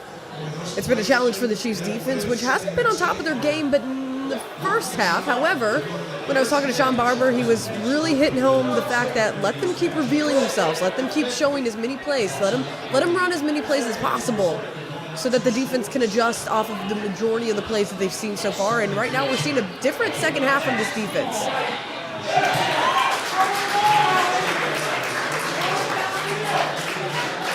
Shakir's down. I will tell you one thing. Big time hit. Adam Teicher from ESPN tweeted out something that will make you a little happy. The Chiefs only had 10 players on the field for the fake punt. There's a positive. I'm trying They had to... the right 10 players. There you go. Shades of Daniel Sorensen fake punt against Houston. Talk about like the start of this Chiefs, the golden age of Chiefs football and the dynasty and all this. It all started with Daniel Sorensen making a fake punt tackle, I think on Justin Reed, I believe, against the Houston Texans when they were on 24-0 in the divisional round. That was that open space tackle, wasn't it? Yeah. That crazy it was a open fake space punt tackle. where they came around and it was Sorensen's responsibility, steps up, makes a big time tackle. Chiefs come back. Everybody knows by now. At least Chiefs fans will know. Right. Come back, and I think they had the lead before halftime. Was that? Because Sorensen had Kelsey scored, yes. and then on the ensuing kickoff, it was. I think Sorensen even got the fumble recovery after that, and then they scored again real quick, and after that, there was too much time left. That was that game. I remember that game because I was like, you know what? It was a fun season. I remember being on the sideline for that game, and good. the sideline was still confident because at that time, Chiefs were putting up like 35 points a game. It was going to take more than 24 points to beat the Chiefs at that time. You just needed a couple of breaks, and the fake punt, I think it was Bill O'Brien at the time. Whoever it was, just not a great decision. That kind of set in motion everything. As soon as they got the second touchdown, it was over because then all of the pressure started to fall on Houston at that point. My entire family group chat is going off right now. My dad saying, dumb, dumb, dumb, dumb, dumb. Why? Yeah. It's just a frustrating thing to see. I'm going to pull up some stats so we can go through these and I can kind of get your... I know there's a lot of Chiefs fans yelling and screaming. And as much as we sit here and say, like, don't reach for the end zone, don't do that. I can't imagine that most of us in that position wouldn't try to do the same thing. He's playing hard. Understand. You make a mistake playing hard. Not that you can live with that at that level. It's not high school, not college. Like, you know, if you're going to make a mistake going hard, but you got to be smarter than that in that moment. And those are the types of things when you're going back and forth with the team that who's going to blink first. They got the 3 and out, or they got the stop, the Chiefs defense that they needed. Offense put in a great spot after Pacheco's run, and then for it to come down to one of the most veteran-type receivers who's been in these games and these moments. As Tucker mentioned, two touches, 2 fumbles in the red zone from McCole Hardman. It's something you got to overcome. Good teams do it. It's always like that. If he would have made the play, we would have been cheering him on. The return of McCole.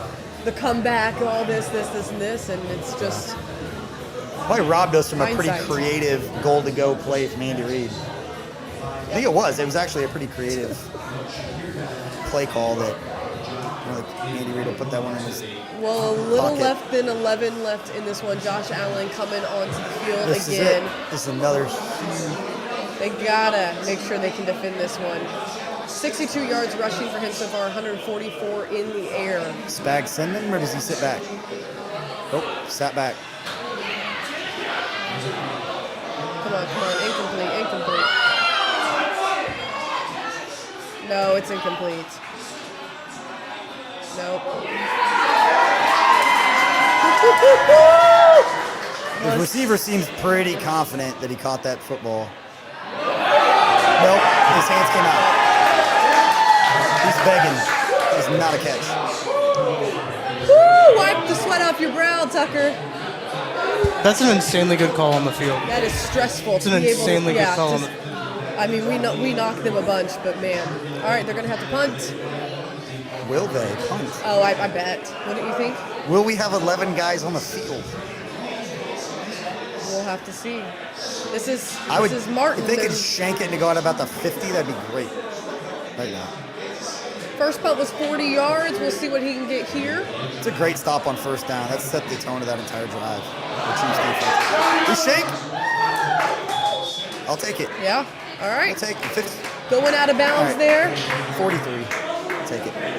to the Kansas City 43. They're running downhill hard last time. right. Last drive, they're running downhill hard.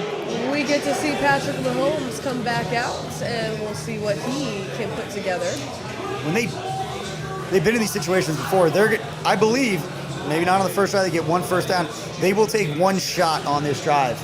This is one of those shot-type play scenarios in which they go for the dagger. They did this against Green Bay. That was the play to MVS where it should have been called for pass interference. MVS could be the guy that is going to get a shot play. I would go with Rashee Rice if I were you. Right off the bat there. Oh, his feet are good.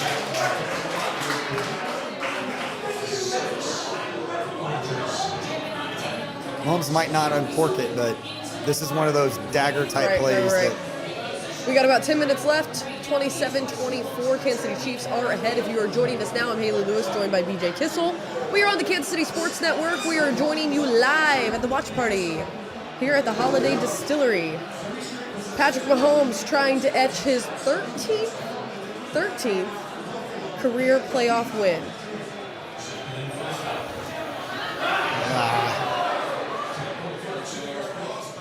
Big third down for Patrick Mahomes. Same situation that Josh Allen was just in. Wow. Mahomes already has the 8th most playoff wins of any quarterback in league history.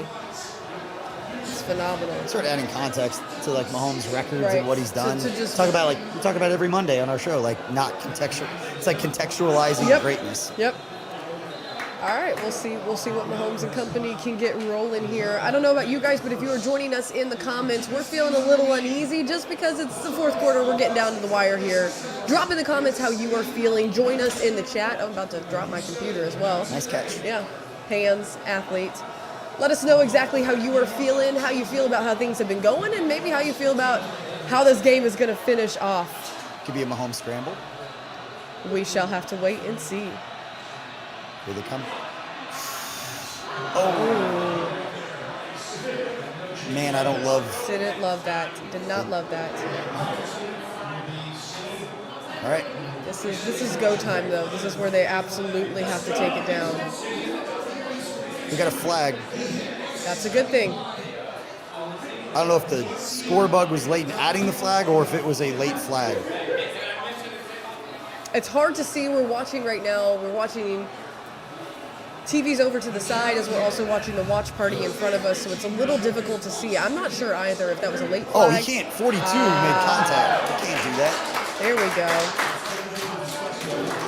Yeah. If that's That was not the flag, it spicy. better be.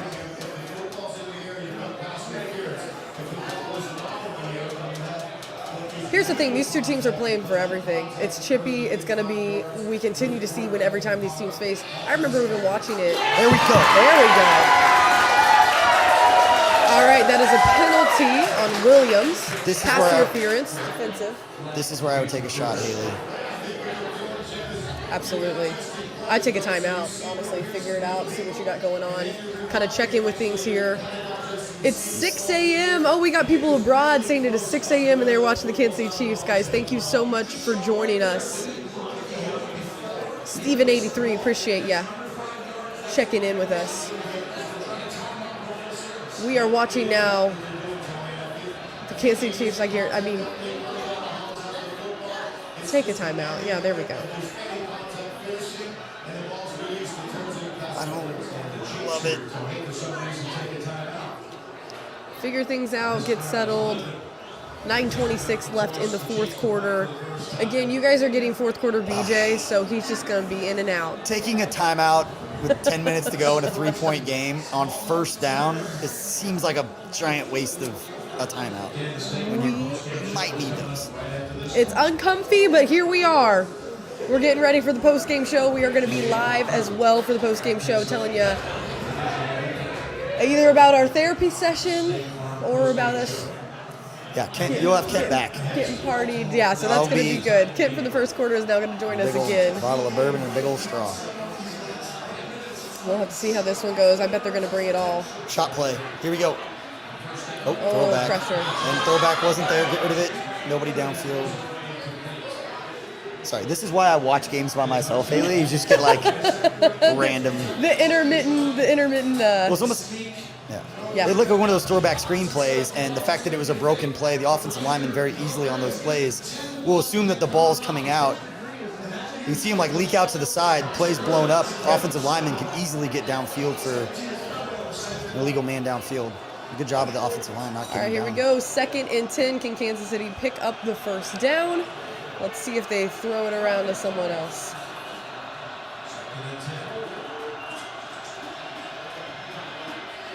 Oh, that's not a good throw. Yeah, there's your MVS. That's on Mahomes. That was a bad throw. All right, 3rd and 10. This is where every time. The scramble. Those are the like absolute killers when defense can have the perfect play call and Mahomes just scrambles for a first down. But so don't. Okay, I will. If is it good or bad? It's good, and you got it right. Thank you. Now I can enjoy the scramble. This is what he does. Oh, the perfect defensive call. Just and then he just does his little. Oh, how in the world? Just not what you think. No. Scramble, but not scramble enough. You said it was a good thing. Well, okay. To be honest, I read it wrong. If I'm being honest. As soon as I saw like 3 dudes, I'm like, how is he getting out of this? If I'm being honest, I read it as if I'm like, no, it's a great thing. He scrambles. It's a good thing I like and then I look to gain 1 yard. I'm like, come on, Tommy. Oh. Well, as soon as you said it, like, and then I saw everybody scramble, I was like, you know what? That's going to be really impressive if he gets out of this one. It didn't compute. You also have to remember, I've been here since the start of the game. I'm starting to dwindle. Not a good punt there. Timeout. The 10-yard line's okay. You don't have to try to get inside the 5. Yep. 8:23 left in this one. Kansas City still ahead, 27-24, but Buffalo now has another chance. No, he's a Super Bowl champion punter, but just because we had him on earlier, and he's one of the best in NFL history at placing balls inside the 20, there are times like that we miss Dustin Colquitt. He was so good at putting the ball in the 10 and just getting those 10 extra yards and not trying to get it inside like the 5 and having a perfect punt. Just comes with being, I mean, the talent that he is, but also just the veteran that he is. Chiefs have had 2 opportunities to put the game away offensively. A McColl fumble, and that drive right there.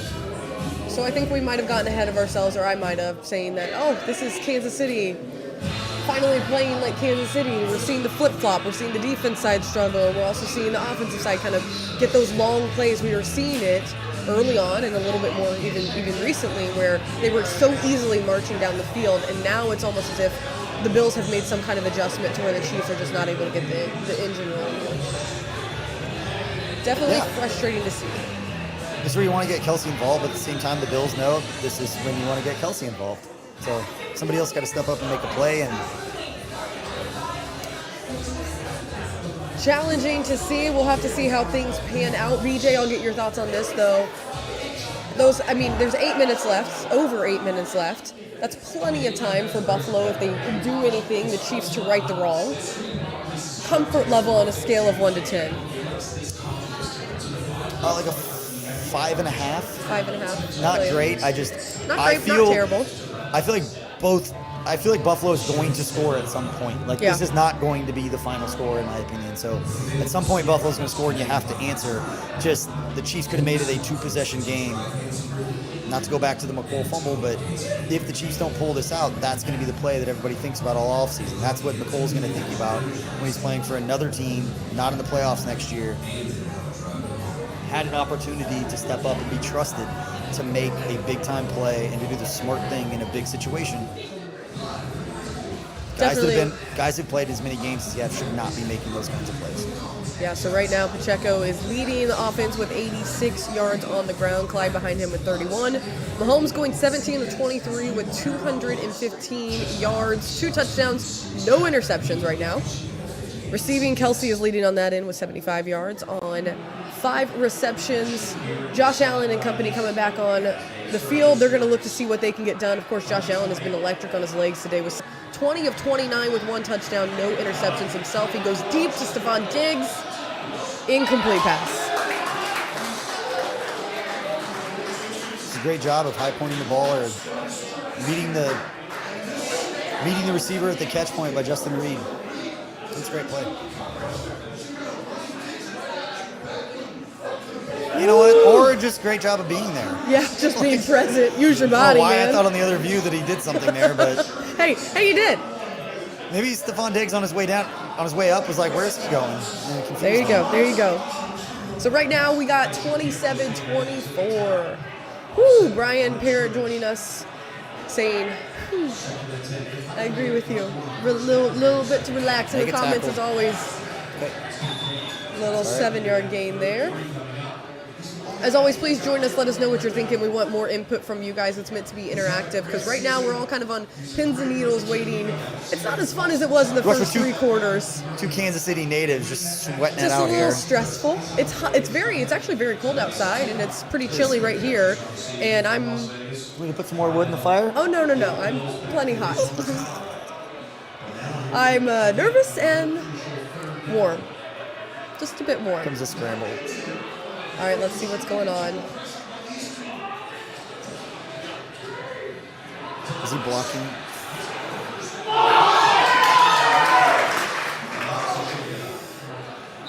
Oh, Dawson knocks. Oh. See Chiefs athletic trainer David Glover out on the field, taking care of. That's the stuff that you love to see. Good sportsmanship. Oh, that's a knee. Wait, is Snead hurt He's too? definitely down. Oh, he hit that. I don't know, but that's a left knee.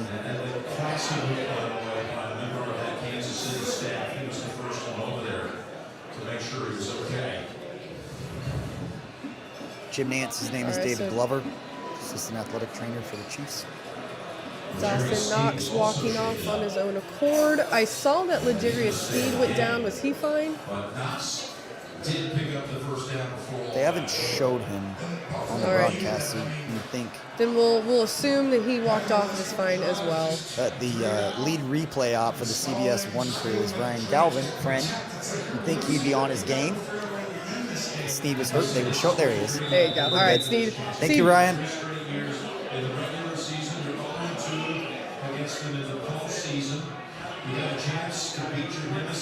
Yeah, we've definitely dwindled on the chatting on the stream here. Oh, we got to make that tackle.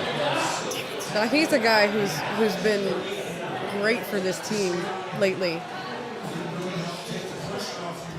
We need a rant in time like these. You've got rant coming on the post-game show. You will get BJ ranting. Oh, you'll get me ranting if some. Ken's warming up in the pen right now. We got to Warming toss up. him. We got to toss him.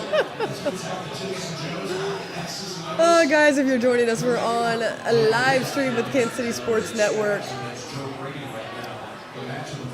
Right now, Kansas City still ahead, 27-24. It is uneasy, though. We got 6:34 left in the fourth quarter.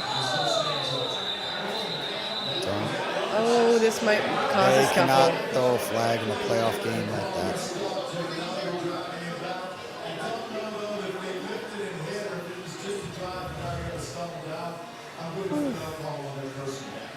First down. He's stuck right there by Connor. Definitely. Laid him right on his right shoulder. I hate when it becomes so dicey towards the end. And I don't think that we've ever, and I mean, you can correct me if I'm wrong, I've never actually got to relax watching a Chiefs game against the Buffalo Bills. No. It's I was at the just one game that Clyde had like 3 years always ago. His rookie uncomfortable. year. That was in the regular season, not in the playoff. Oh, Ooh, incomplete pass to just one F-bomb. Get the defense fired up. And shout out everybody watching on the KCSN YouTube or on the Bleacher Report app. Appreciate our friends over there, new friends over there. Yeah. Friends, we like the friends. We like them joining. If you're watching on YouTube, download the BR app. A lot of good stuff there. Little update there going on, I believe, on Dawson Knox. I didn't hear exactly what they said, but Trent McDuffie has been someone who's been exceptional in the secondary, and he's continued to be great. You see right here again.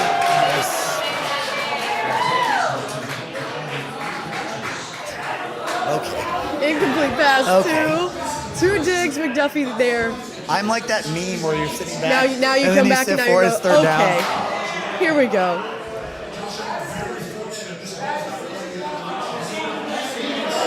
It's okay. I'm not greedy.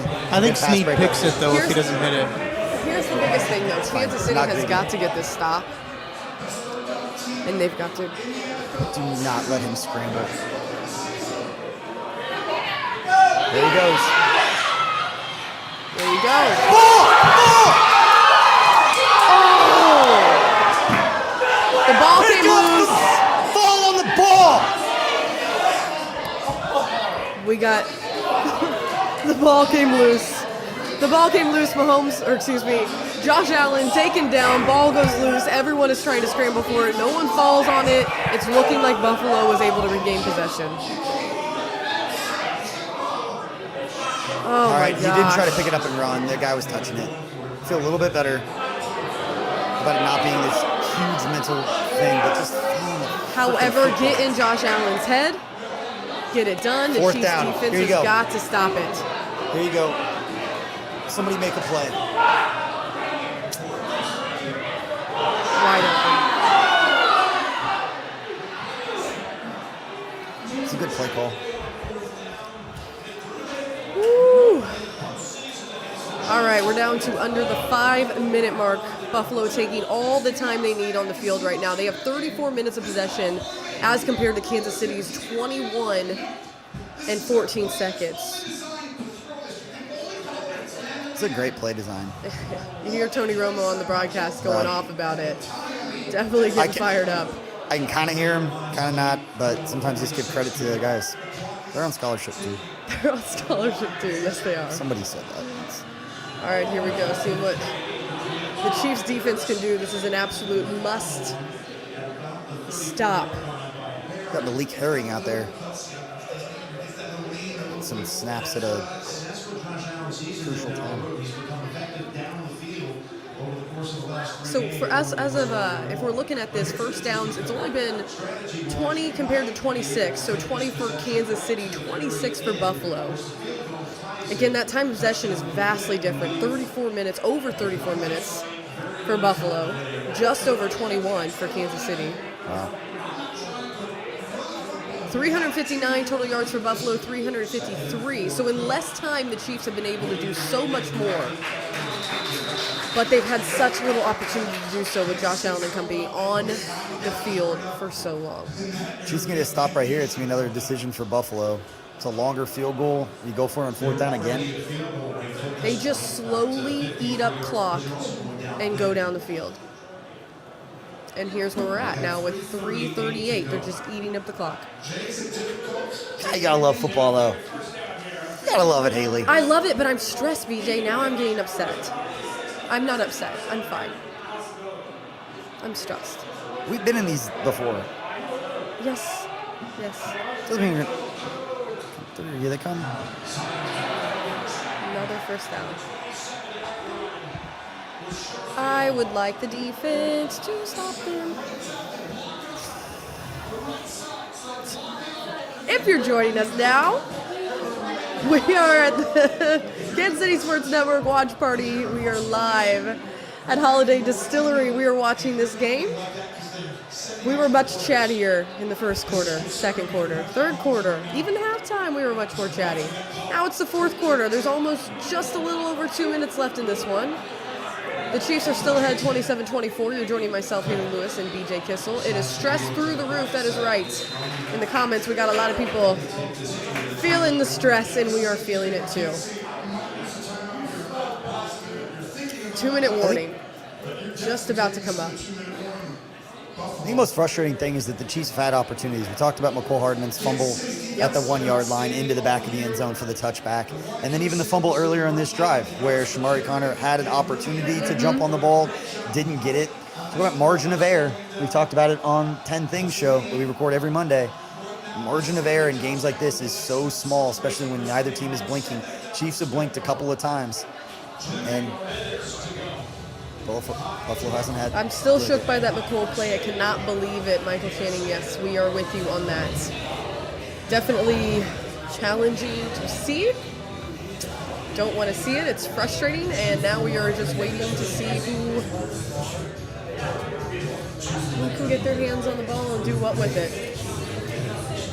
I wonder how nervous Buffalo fans are going to be if they tie this game. The Chiefs can hold them to a field goal, then Mahomes gets the ball with a minute to go. And now, we talked about it earlier, we talked about 20, 30 minutes ago in real time, the timeout that the Chiefs took on first down from the 50, and now you're at 2 minutes with 2 timeouts left. I'm getting stressed. It was all fun and games. Now I'm getting stressed. We're going to see what happens. Regardless of how this plays out, I'd really like for a beat writer to ask Andy Reid about the timeout. Yeah. Why it was called at about 9:30. Why on a first down at midfield was a timeout called in that situation without the time winding down? At least, not that I saw. It could have been. If it was not relayed incorrectly, if they got a different look, wrong personnel on the field, sure, whatever it was. A lot of things to think about. Right now we are just waiting for play to return. We are at the 2-minute warning. Kansas City only up by 3 points. Buffalo Bills with the ball. They are 2nd and 9 on Kansas City's 26. Like you just said, BJ, it is if the Kansas City Chiefs can hold, or their defense can hold the Bills to just 3. If they can create a turnover, what we can get going here. What a pick 6, you know? Shoot, I'm all for it. Why not? Listen, I'm all Let's for go. it. Switch the momentum. We'll have to see what happens. Deflected pass. Justin Reed takes it back. I'd take it. I would take anything that would not be the Bills putting points on the board right now. If they're going to put points on the board, make it quick. Kansas City, Death hopefully. by 1,000 cuts. There you go. And we've done it to other teams. It's terrible. It's a terrible way to go out. They did it to the Eagles. It's sad to watch. Does Usher age? No, he does not. He's still as beautiful as ever. Just looks the same. All right, here we go. Resuming play. We got 27-24. Kansas City still in the lead. The ball is with the Buffalo Bills. They are on the Chiefs' 26-yard line. We are at the 2-minute warning. What will happen now determines a lot. Fourth quarter here. It's crazy. Whatever happens the next 20 minutes is going to be discussed, good or bad, for Josh Allen, probably for the rest of his career. We got a comment. I feel like a parent watching their kid walk down a retaining wall and just praying they don't fall. Yep. All right. Here we go in the shotgun. Oh, right into his face. Incomplete. Great rush. Incomplete. Somebody drove the tackle. Couldn't tell who that was. I believe it was Chris Jones. Was that Jones? On the outside. They go on yeah. the left side of the screen right here on the replay. There we All go. the way. Yep. That voice joining us just now, that's Tucker Franklin, a good and faithful producer who is with us here in person. It's a great rush from Chris. All right, here we go. Okay, another deep ball. Spag's Bring going to the send pressure, pressure. bring Is the he gonna- pressure, bring the pressure. Nope. Sits back, rushes 4. There's a Minihue. Throws it away. All right. I'm about to throw my laptop. It's 4th and 9. I mean, this spirit. I don't know if he's still out. So Scott, I just am going to tell you something right now. It's 1st and 10 Kansas City on their 34.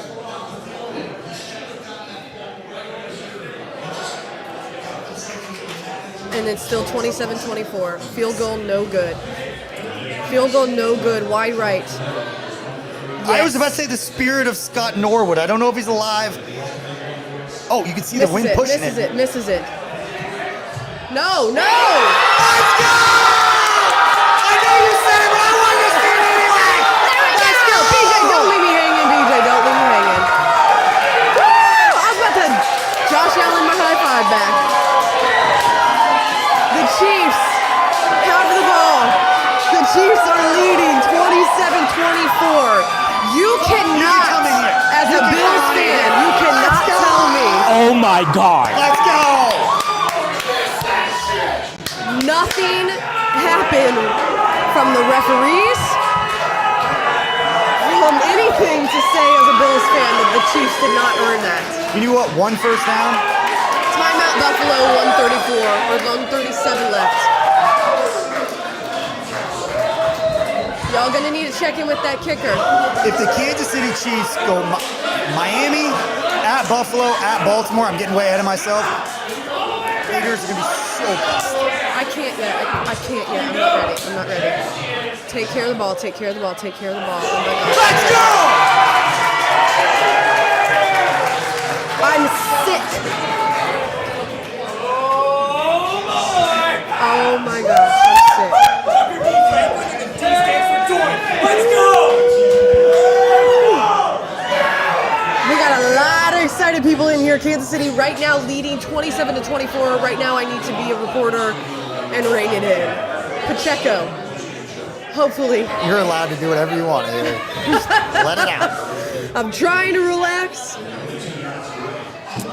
It's a good thing I went to go update the score. I don't know if you noticed that. I was sitting over there to go update the score. I can't see you at all. I'm- The and then lights he are missed. blinding. So I basically caused the miss, is what I'm saying. I predicted him You to did, make Tucker. it. You So did. I I did was it. thinking about Scott Norwood a lot. And I'm like, he missed it left, I believe. Go. Get the first down. He got it. Let's show that crowd, Tuck. That's their last time out. Buffalo takes a I'm third not good timeout. at the Buffalo math. takes a third timeout with 1:30 left in the game. It is the They fourth can't stop quarter. the clock. The game's over. First and 10. down. Let's Kansas go! City has possession of this game. 27-24. They are above the Buffalo Bills. Let's get the reaction because it's coming here soon. That was their final third timeout by Buffalo with 1:30 left in the game. Guys, you are watching right now the Kansas City Sports Network. Myself, Hayley Lewis, joined by BJ Kissel on the Sports Network, Kansas City Sports Network. Here in Weston, Missouri at the Holiday Distillery. We are in just north of the city in Weston, Missouri. They're chucking snowballs. Trying to to see players if on the Kansas sideline. City Chiefs are going to make it in advance to the AFC title game. They're in victory formation. Here we go. Mahomes taking the Yes, field. we are. Mahomes is going to kneel. Kansas City is about to lock in this game. The Chiefs are going to the AFC title game. Football game. They have beat the Buffalo Bills now 3 times in the postseason within the last 4 seasons. Kansas City 27-24. This is their 3rd straight postseason win against the Buffalo Bills. 27-24 they're in. That is, I am so Victory excited. formation, about to kneel. But man, that's Travis Kelce. heartbreaking for the Bills. Waving hugs and kisses, goodbyes to the crowd. The Buffalo Bills throwing snowballs right now. Kansas City is going to advance when the clock runs out. Why are we taking a break? Because they had to get another commercial in. They got to get all their It's in-game, commercials it's in, final, Hayley. final. The game is ended. It is 27-24. Official. The Kansas City Chiefs are moving on. Again. Once again, Let's Patrick go, Mahomes man. has never not gone to an AFC title game since he has taken over as a starter. BJ Kissel. Stop doubting Patrick Mahomes, Andy Reid, Travis Kelce, Steve Spagnuolo in this group. That is it. Stop, That is all we stop have to with the say. doubt. Stop with the hate. The Kansas City Chiefs, regardless of what you thought of them, are going to the AFC title game. They will now face Baltimore to see who will go to the Super Bowl. The Chiefs again, AFC title game. They have never not gone to the AFC title game with Patrick Mahomes as their starting quarterback, beating the Buffalo Bills 27-24. We are about to get our post game on. I'm about to get my bourbon on. In just a is what's about to second. happen, BJ's got to Haley. get his bourbon on. You I'm get- going to get Ken Swanson over It's- here. The boys at home. Tucker, let me check in with you. Are we going to take a little bit of a break and then get the post-game show going? Yes, it'll be a separate link that'll be, and if you're watching on the Bleacher Report app, there will be another stream. If you're watching on KCS on YouTube, there will be another stream as well. We will end this stream and we'll start up on another All one. right. Check out both of those places and we'll get that going. All right, well, there you have it. We are ending this stream. 27-24, Kansas City beats the Buffalo Bills. Go ahead, get your high fives in. Let's get it in. Here we go. We will see you on another link. We will post it out. Join us for the post-game show coming up on Bleacher Report as well as Kansas City Sports Network YouTube. See you then.